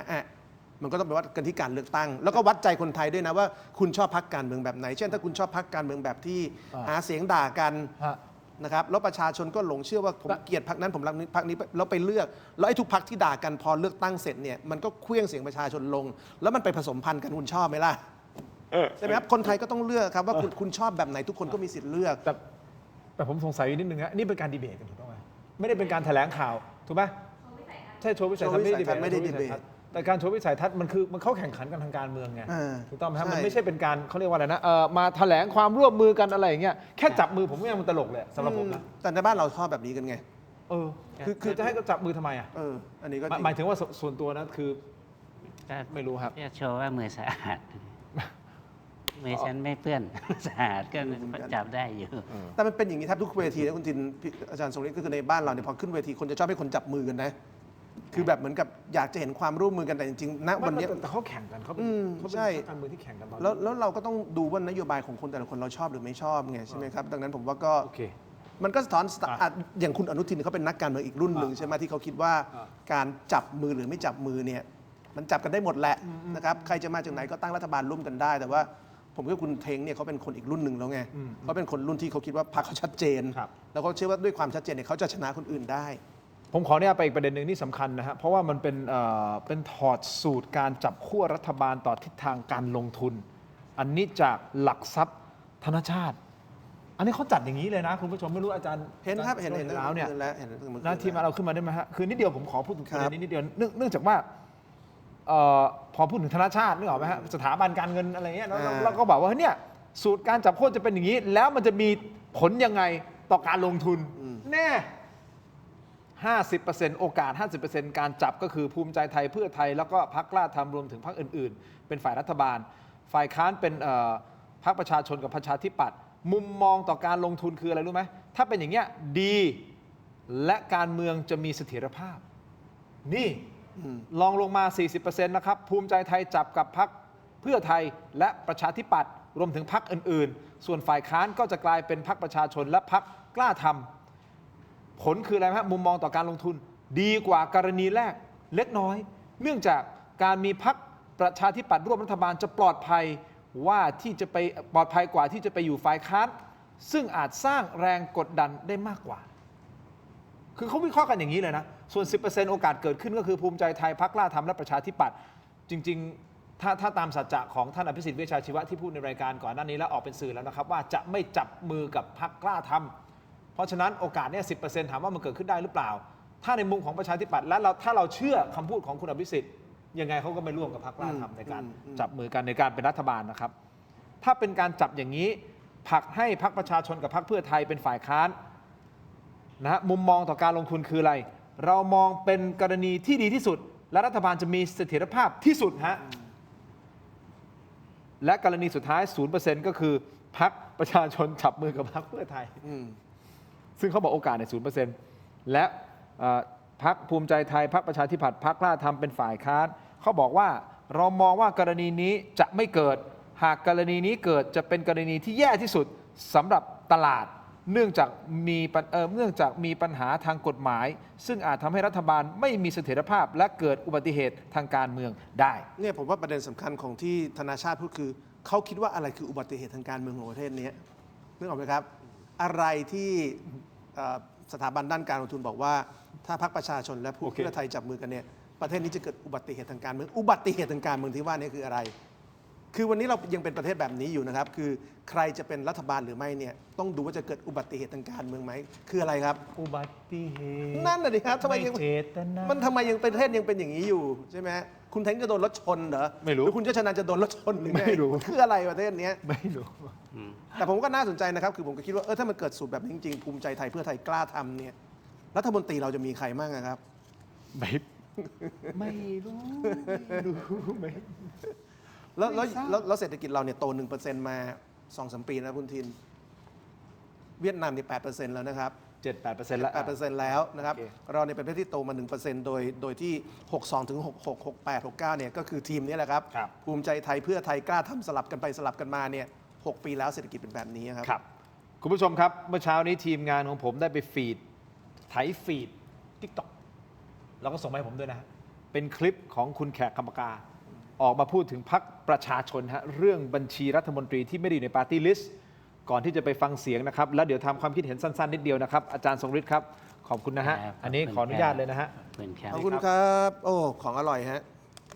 ขอบคุณนะครับเม็ดอมซิงค์พลัสผลิตภัณฑ์ไมบาซินจากเกรเตอร์ฟาร์มาครับมี3สูตรที่มีคุณประโยชน์จากวิตามินหลากหลายชนิดครับเม็ดอมซิงค์พลัสวิตามินซีและโคคิวเทนกลิ่นองุ่นมะนาวเม็ดอมซิงค์พลัสลูเทียนและบิวเบอรี่กลิ่นแบล็คเคอร์เรนต์เม็ดอมซิงค์พลัสเบต้ากลูแคนกลิ่นสตรอเบอรี่นะครับซิงค์มีส่วนช่วยในการทำหน้าที่ของระบบภูมิคุ้มกันและกระบวนการต่อต้านอนุมูลอิสระถ้าเจ็บคอไอหรืออยากเสริมภูมิคุ้มกันนะครับเลือกไมบาซินจากเกรเตอร์ฟาร์มาหาซื้อได้ที่ร้านสะดวกซื้อซุปเปอร์มาร์เก็ตและร้านขายยาทั่วประเทศนะครับไมบาซินจากเกรเตอร์ฟาร์มาก้าวสู่60 ปีอย่างมั่นคงและยั่งยืนนะครับอันนี้คือไมบาซินนะครับผมเป็นซันต้าครับมีถุงเยอะแยะมาก โอ้ นี่ อันนี้ในถุงมีอะไรบ้างครับเนี่ย เมื่อกี้นี่ไมบาซินใช่ไหมฮะขอบคุณไมบาซินครับที่อยู่เคียงข้างถกไม่เถียงนะครับ ครับ ต่อฮะท่านนี่คือยาดมสมุนไพรตามมังกรทองขออนุญาตนะฮะอาจารย์ครับขอบคุณครับนี่ฮะคุณผู้ชมครับ ขนาดซิลแล้วยังหอมอยู่เลยนะครับ แน่นอนของดียาดมสมุนไพรตรามังกรทองสูตรดอกไม้หอมได้รับรางวัล Premium Herbal Products ผลิตภัณฑ์สมุนไพรคุณภาพจากกรมการแพทย์แผนไทยและการแพทย์ทางเลือกนะครับบรรเทาการวิงเวียนศีรษะหอมเย็นชื่นใจจากอ้วยอันโอสถนะครับสูตรที่แขกรับเชิญของเราได้รับก็คือกระปุกสีน้ำเงินนะฝาสีเหลืองแบบนี้ฉลากสีเหลืองนี่นะฮะคุณผู้ชมอันนี้เป็นสูตรดั้งเดิมของเขาเนี่ยสูตรดั้งเดิมของเขาแต่เมื่อสักครู่นี้ที่ผมบอกไปสูตรดอกไม้หอมอันนี้คือได้รับรางวัล Premium Herbal Products นะฮะขอบคุณมากๆครับ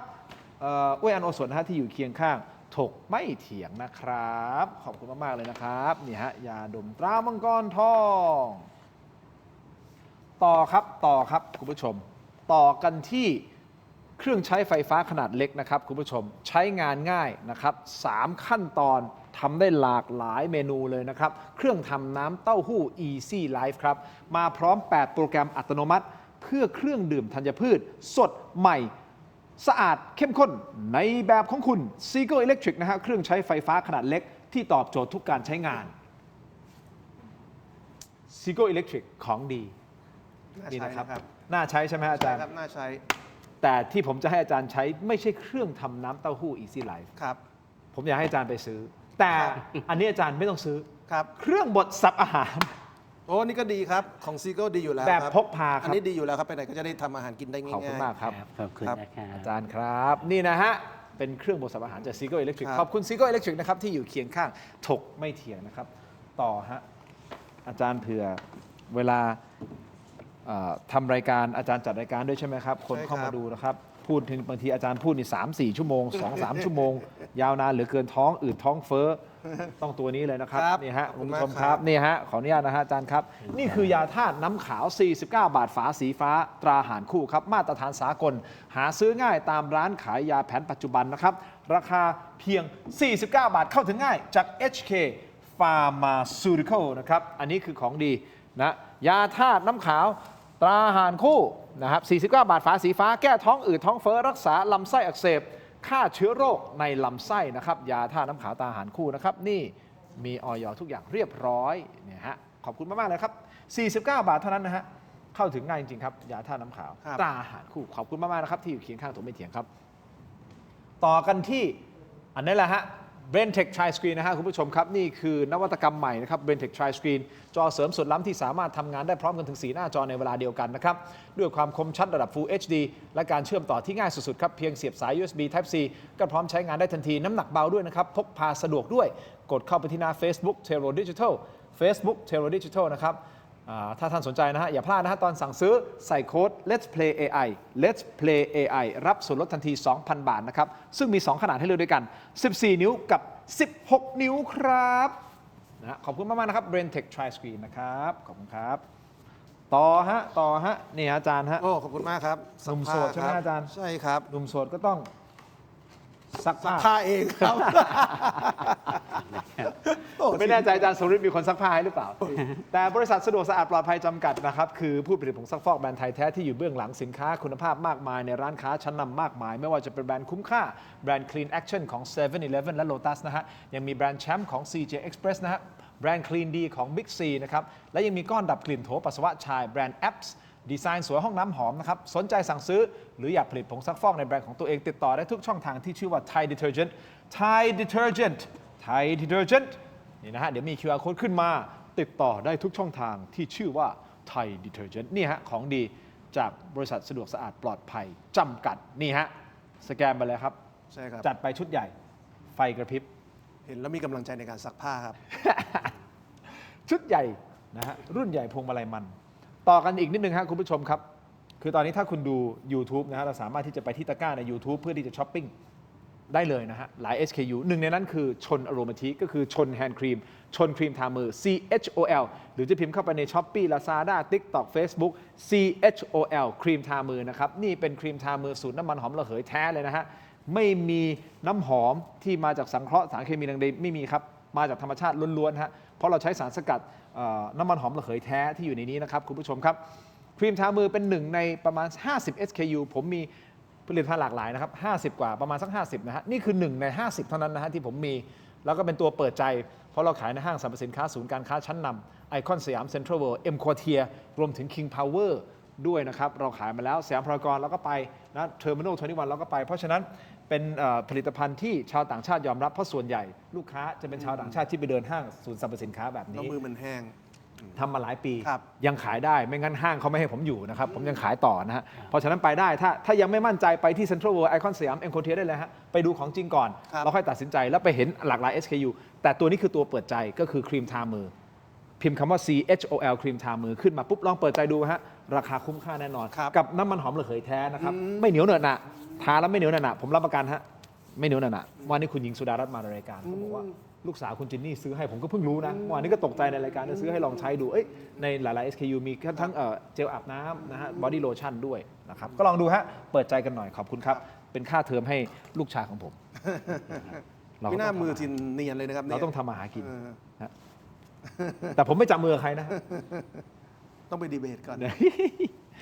โอ้ คุณผู้ชม เสื้อใหสวย นี่คือเสื้อถกไม่เถียงครับ เสื้อรุ่นอะไรนะ รุ่นประวัติศาสตร์ป่ะ 5th anniversary ใช่ไหม 5th anniversary นะครับ นี่คือ รุ่น นี่คือด้านหน้า อืม รวมทั้งด้านหลังเป็นอย่างนี้ อืม ของดีฮะคุณผู้ชม อยากให้คุณผู้ชมได้เป็นเจ้าของ มีโอกาสได้เป็นเจ้าของนะครับ ตามล่าหาทินฮะผมอยู่ตรงนี้ครับ สแกน QR Code ตอนนี้เลยนะฮะลองดูนะครับว่าท่านมีโอกาสที่จะได้เสื้อตัวนี้นะครับ เสื้อถกไม่เถียงครับ ของดีนะครับ ครบ 5 ปี ผ้าดูดีด้วยนะฮะ เรามาเร็วมากเราเวลาผ่านไปเร็วเนาะ ใช่ครับ เราเริ่ม 2021 ราย เร็ กาว ร มากเร็วมาก ตอนนี้ 2026 แล้ว ขอบคุณมากๆนะครับ เต็มตัวทำเสื้อครบ 10 ปีเลยดีกว่า อืม เอาทำเผื่อเลย อาจารย์มาป่ะสิ โอ้ทินมาอยู่ผมก็อยู่ครับ โบอยู่ไหมน้องๆอยู่ไหมครับ โบอยู่ เออ อยู่กันหมดอยู่ เตรียม กันห ตัว ด ทำต่อเลย เนี่ย ครบ 10 ปี ช่องวันเขาต้อนรับเราใช่ไหมเนี่ย เอา ช่องวัน 31เนี่ย เอ๊ะ แน่นอนเราก็อยู่ต่อ แน่นอน หมายถึงช่อง แน่นอน คุณดูช่องวัน อ่า คุณดูช่องวันได้ต้อนรับเราเราก็ขอบคุณมากๆ ครับ นะครับโอเค มาผมขอไปดูคลิปนี้สั้นๆ คลิปของคุณแขกคำปากา ไปไหมพร้อมไหมทีมงาน เปิดให้คุณผู้ชมชมครับ คุณเอาบัญชีรัฐมนตรีมาให้คนเลือกทำไม การที่คุณนำเสนอรายชื่อรัฐมนตรีคณะผู้บริหารในฝัน โดยที่ไม่อยู่ในปาร์ตี้ลิสต์สิ่งนี้คุณกำลังทำให้คนเข้าใจระบบการเมืองไทย แบบรัฐสภาบิดเบี้ยว เพราะเราอยู่ในระบบตัวแทนรัฐสภาเราไม่ได้ใช้ระบบประธานาธิบดีนะคะ เราไม่ได้เลือกประธานาธิบดีและเราไม่ได้เลือกรัฐมนตรีนะคะ สิ่งเนี้ยทำให้เกิดการบิดเบือนกลไกรัฐสภาไปอย่างไรหรือ มันทำให้มีคนไทยที่ไม่มีความรู้ทางการเมืองจำนวนมากเกิดว่าเฮ้ยทำไมเมื่อก่อนแบบไม่พรรคอื่นไม่ทำทำไมพรรคอื่นไม่ทำแบบนี้ดีจังเลย เราจะได้มีคนแบบรู้เศรษฐกิจมานั่งกระทรวงการคลังเลยจะได้มีคนรู้เรื่องการศึกษามานั่งกระทรวงศึกษาเนี่ยพรรคสีส้มพรรคประชาชนทำในสิ่งนี้ไม่เคยมีใครทำเลยนี่เขาไม่ทำเพราะว่าระบบรัฐสภาไม่ทำแบบนี้เขาไม่ทำไม่ใช่เพราะเขาคิดไม่ได้ แต่เขาไม่ทำเพราะระบบรัฐสภาไม่มีบัญชีนี้ กลับมาครับ กลับมาครับ คือความตั้งใจคือไม่อะไรนะครับคือเพราะผมก็งงสงสัยเหมือนกันเพราะผมก็ไม่ได้โอ้โหเชี่ยวชาญเรื่องของกฎระเบียบอะไรขนาดนั้นนะอาจารย์สงฤทธิ์ครับตกลงมันทำได้ไม่ได้อย่างที่คุณแขกคำปากาเขาพูดไหม ผมว่าอย่างนี้ และ แล้วกัน อันเนี้ยจริงๆมันคือมันกลายเป็นประเด็นขึ้นมาด้วย เพราะว่าคุณอุ้งอิงไปรีโพสต์ คลิปนี้ต้องขอบคุณคลิปจากซิดบิวตี้ฟูลนะครับขอบคุณมากๆนะครับที่ขออนุญาตท่านเอามาเผยแพร่นะครับเนี่ยแล้วคุณอุ้งอิงเนี่ยอิงชิน21รีโพสต์พอรีโพสต์มาเสร็จทีมงานของผมก็ไปตรวจเฮ้ยอิงชินนี่มันของคุณอุ้งอิงจริงหรือเปล่าวะปรากฏไปดูเฮ้ยมันบัญชีจริงบัญชีของคุณอุ้งอิงจริงๆคนตามอยู่1.2 ล้านอ่ะของจริงใช่ไหมถ้าไม่ใช่ของจริงคุณอุ้งอิงต้องออกมาบอกนะเฮ้ยนี่ไม่ใช่ของจริงแต่ไม่น่าจะใช่ของจริงมั้งมันก็เลยกลายเป็นก็เลยอยากทราบในมุมมันจริงๆมันเป็นอย่างที่คุณแขกคำปากาพูดไหมขอความชัดเจนความถูกต้อง เอาอย่างนี้แล้วกันนะครับผมว่าสิ่งที่พรรคประชาชนทำเนี่ยผมว่ามาถูกทางแล้วนะครับเพราะว่าถ้าไม่มาถูกทางเนี่ยเราคงไม่เห็นคนของพรรคเพื่อไทยโวยวายขนาดนี้ สิ่งที่พรรคประชาชนทำเนี่ยคือการทำให้คนไทยเห็นว่าเลือกพรรคไหนและจะได้ใครเป็นรัฐบาล ซึ่งเป็นสิ่งที่คนไทยอยากเห็น แล้วมันจะเป็นต้องเป็นปาร์ตี้ลิสต์อย่างที่เขาบอก ไม่จำเป็นครับไม่จำเป็นค ใช่ รับ ไหมเพราะนั่นคือนัยสำคัญที่บอกว่า การ ต้อง เลือกตั้งที่ปกตินะครับหลายครั้งที่ผ่านมาเราก็มีการเปิดทีมคณะรัฐมนตรีเงานะครับพรรคประชาธิปัตย์ในช่วงการเลือกตั้งสักประมาณปี47-48นะครับก็เคยมีการเปิดตัวรัฐมนตรีเงาผมก็จะว่าในการเลือกตั้งปี51ก็เคยมีการเปิดตัวครม.เงาแล้วผมเข้าใจว่าไทยรักไทยเองในยุคที่เขารุ่งเรืองในยุคที่เขามีคนดีๆเป็นรัฐมนตรีได้เนี่ยไทยรักไทยก็เคยเปิดตัวว่าถ้าคุณเลือกไทยรักไทยคุณจะได้ใครเป็นรัฐมนตรี โอเค ต่างประเทศก็มีนะครับว่าถ้า ครับ คุณเลือกพรรคนั้นพรรคนี้ใครจะได้คนนั้นคนนี้เป็นรัฐมนตรีเพราะฉะนั้นผมว่าการที่พรรคการเมืองแต่ละพรรคประกาศให้เรารู้เนี่ยดีแล้วว่าเลือกพรรคไหนจะได้ใครเป็นรัฐมนตรี เพราะที่ผ่านมาพรรคบางพรรคไม่ยอมประกาศ แล้วพอพรรคบางพรรคไม่ยอมประกาศเนี่ยมันก็กลายเป็นว่าพรรคเหล่านั้นเนี่ยพอได้เสียงจากประชาชนเนี่ยเอาเสียงประชาชนไปแบ่งเค้กให้กับคนที่เป็นสปอนเซอร์พรรคให้กับลูกหลานนักการเมืองให้กับคนที่วิ่งเต้นเก่ง โอเค นะเพราะฉะนั้นไอ้ที่พักบางพักมันทำมาเป็นเวลาหลายสิบปีเนี่ยมันผิดนะก็คือการที่พอคุณได้เสียงปุ๊บคุณเอารัฐมนตรีไปแบ่งเค้กกัน เราก็เห็นนะครับว่าในรัฐบาลในอดีตเรามีตั้งแต่รัฐมนตรีอุตสาหกรรมที่เขาไม่รู้เรื่องอุตสาหกรรม เรามีรัฐมนตรีดีที่ก่อนที่เขาจะเป็นรัฐมนตรีดีเนี่ยหน้าเขาไม่เคยอยู่ในบริบทของคนที่พูดเรื่องดิจิทัลอีโคโนมีในประเทศนี้ โอเค นะครับเรามีรัฐมนตรีสาธารณสุขซึ่งไม่เคยเป็นหมอ เรามีรัฐมนตรีศึกษาซึ่งเป็นตำรวจที่ตั้งแต่เป็นจนออกจากตำแหน่งเนี่ยก็ไม่เคยรู้ว่าเขาทำงานพัฒนากระทรวงศึกษายังไง เพราะที่ผ่านมาเนี่ยประเทศเราเนี่ยมีนักการเมืองด้อยคุณภาพ มาเป็นรัฐมนตรีเรื่องที่ตัวเองไม่มีความรู้นานเกินไปแล้ว ไม่จำเป็นจะต้องเป็นปาร์ตี้ลิสต์ ไม่จำเป็นครับ และไม่ใช่เป็นการรัก ไม่จำเป็นครับไม่ใช่ครับ โอ ไม่ เค ใช่ครับแล้วในรัฐธรรมนูญ ได้ ก็ ครับ ไม่ได้มีการเขียนไว้ด้วยครับแล้วเรื่องนี้ไทย ชัดเจน รักไทยก็เคยทำครับ ชัดเจนโอเค ผมต้องการความชัดเจนเท่านั้นเองแหละ ใช่ครับ นะครับเนี่ย ทำได้ครับ อาจาย์ ไม่มีปัญหา แล้วผมว่าต้องเป็นคำถามด้วยว่าทำไมพรรคอื่นไม่กล้าทำคำตอบง่ายเดียวคือ1พรรคอื่นถ้าทำพรรคแตกพรรคอื่นถ้าประกาศว่าเลือกพรรคนั้นเลือกพรรคนี้แล้วได้ใครเป็นรัฐมนตรีเนี่ยนะครับพรรคแตกเพราะคนในพรรคจะฆ่ากัน2ชาวบ้านด่า2ชาวบ้านด่าสมมติผมนึกถึงบางพรรคนะครับรัฐมนตรีสาธารณสุขคนที่แล้วคือคุณสมศักดิ์เพื่อไทยกล้าประกาศไหมครับว่าเลือกตั้งครั้งนี้ถ้าได้เพื่อไทยเป็นรัฐบาลจะเอาคุณสมศักดิ์เป็นรัฐมนตรีสาธารณสุขอีกรอบ โอเค เห็นภาพ นั่นแหละครับ โอเค ตามนั้น แต่ที่แน่ๆ ผมอยากจะให้อาจารย์ทรงฤทธิ์วิเคราะห์สุดท้ายสุดเกี่ยวกับเรื่องของกัมพูชานิดนึงนะครับ อันนี้ไม้สุดท้ายหรือเปล่าที่เขาจะออกมาในการแทรกแซงกิจการการเมืองไทยที่เราวิเคราะห์กันมาตั้งแต่ต้นรายการ หรือว่าอาจารย์คิดว่าเขาจะดิ้นไปทางไหนอีก เขาจะดิ้นไปทางไหนอีกอาจารย์คาดการณ์ไปข้างหน้าได้ไหมว่าเขาจะไปยังไงต่อ หรือว่าสถานการณ์ชายแดนมันจะคลุกคลุ่นขึ้นมาอีกหรือเปล่า เราไปห้ามปากของฮุนเซนไม่ได้ โอเค นะฮะสำคัญก็คือตรงนั้น ส่วนชายแดนจะประทุหรือไม่เนี่ยมันก็ต้องดูว่าเขามีอะไรมาเติมหรือไม่นะฮะถ้าเขาไม่มีอะไรมาเติม มันก็ยากที่จะเกิด แล้วถ้าเราดูย้อนกลับไปก็คือสิ่งที่มันมาเติมให้กับกองทัพของกัมพูชาที่ผ่านมาเนี่ยมันมีแต่จีน ตั้งแต่ปี 2012 มาแล้วนะครับ แล้วก็ฮุนเซนมาเริ่มผูกอำนาจกองทัพไว้กับตัวเองแต่เพียงผู้เดียวเมื่อปี 2018 นะครับ 2018 เนี่ยคือเตียบันนี่ลอยเลยนะฮะ ขาลอย แล้วก็ลูกชายเตียบันซึ่งก็เป็นทหารอยู่แล้ว ก็ถูกโยกไปเป็นผู้ว่านะฮะ แต่พอมันจัดอำนาจในกองทัพเสร็จปุ๊บหลังเลือกตั้ง 2023 สิ่งที่ฮุนเซนโยนหรือว่าส่งต่ออำนาจนายกให้ลูกก็คือเขามั่นใจแล้วนะครับว่าในกองทัพนั้นเขาเป็นคนที่คุมได้แต่เพียงผู้เดียวนะฮะแต่ทีนี้ก็อย่างที่ผมบอกสักครู่นั้นก็คือว่ากองทัพของฮุนเซนที่มันโตขึ้นมาได้เนี่ยเพราะได้รับการอุปถัมภ์ค้ำชูจากจีน เป็นหลัก นะครับของอเมริกาเนี่ยไม่มีอยู่แล้วนะครับยกเว้นความช่วยเหลือในแง่ของการเก็บทุนระเบิดที่มันตกค้างอยู่นะครับแล้วก็ในทางตรงกันข้ามก็คือว่าฮุนเซนเนี่ยไปไล่ทุกกลไกของอเมริกาออกจากประเทศเขาออกจากกัมพูชานะครับไม่ว่าจะเป็น Human Rights Voice of Democracy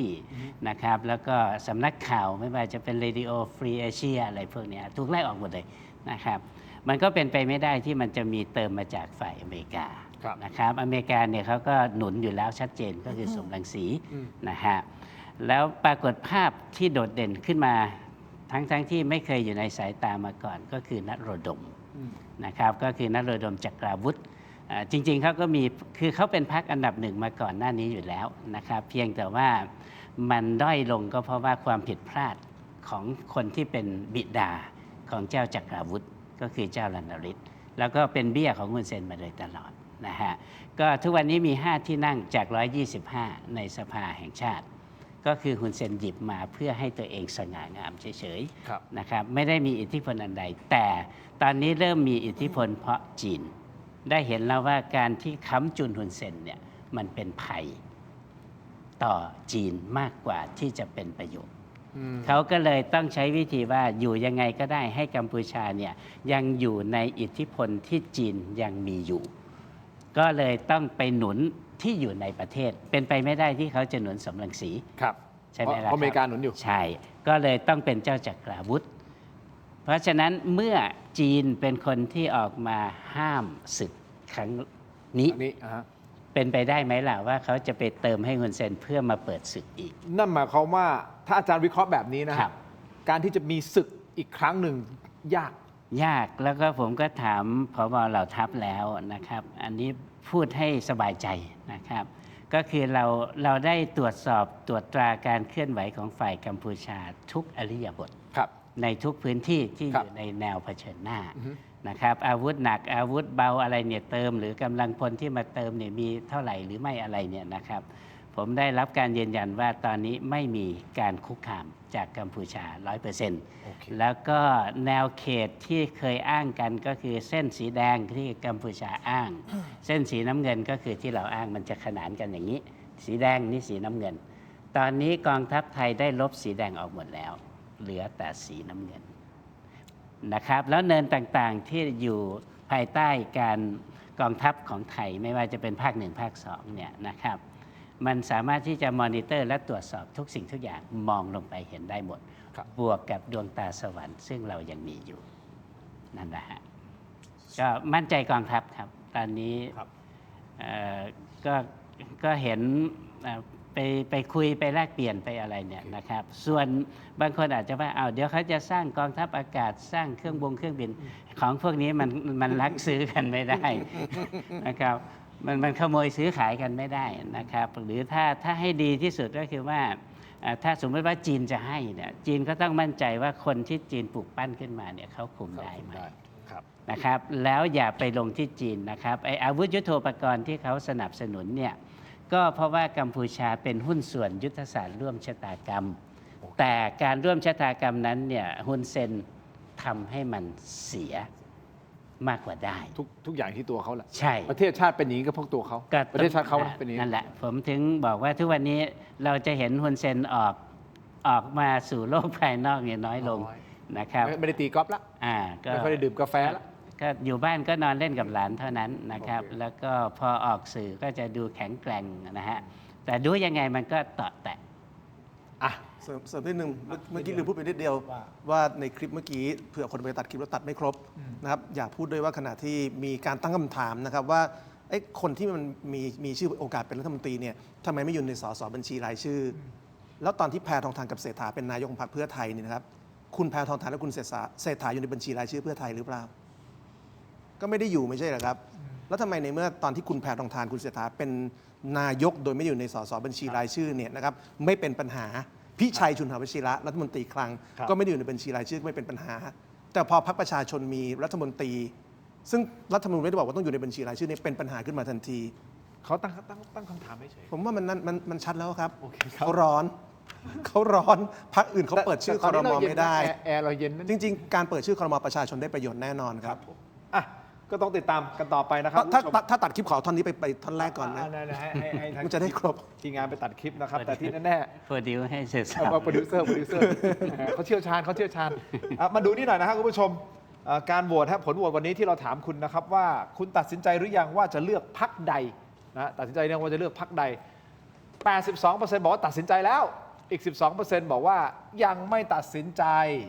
และอีก 6% บอกว่างดออกเสียงนะครับขอบคุณสำหรับการโหวตเข้ามา 11,000 กว่าโหวตเกือบ 12,000 โหวตนะฮะในการโหวตครั้งนี้นี่คือความคิดเห็นนะครับของคุณผู้ชมที่ชมรายการอยู่นะครับขอบคุณมากๆเลยสำหรับการติดตามขอบคุณอาจารย์ทั้งสองท่านนะครับที่ให้เกียรติรายการ มากครับ แล้วคงมีโอกาสได้พูดคุยกันใหม่การเมืองรอติดตามกันต่อไปที่แน่ๆประเทศชาติเราสามัคคีกันนะครับอย่าให้ใครอย่างฮุนเซนมาเสี่ยมให้เราทะเลาะกัน ใช่ ขอบคุณครับ ยินดี ขอบคุณครับขอบคุณครับขอบคุณครับ ทั้งหมดนี้ก็ตรงไปเถียงครับลาคุณผู้ชมไปก่อนครับสวัสดีครับ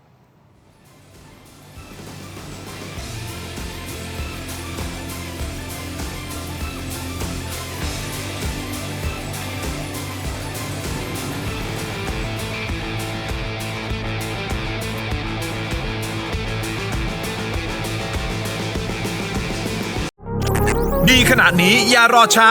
สายเกม สายลงทุน สาย AI สายเทคต้องไม่พลาด ลดราคาพิเศษให้ทันที 2,000 บาท BrainTech Tri Screen จอเสริมอัจฉริยะ เปลี่ยนโน้ตบุ๊กธรรมดาให้ทำงานพร้อมกันได้ถึง 4 จอ ดีไซน์พับเก็บง่าย พกพาสะดวก มี 2 รุ่นให้เลือก 17,900 บาทสำหรับรุ่น 14 นิ้ว และ 19,900 บาทสำหรับรุ่น 16 นิ้ว สั่งซื้อออนไลน์ได้แล้ววันนี้เพียงค้น BrainTech Tri Screen หรือ Advice ทุกสาขาทั่วประเทศ BrainTech Tri Screen where thinking meets technology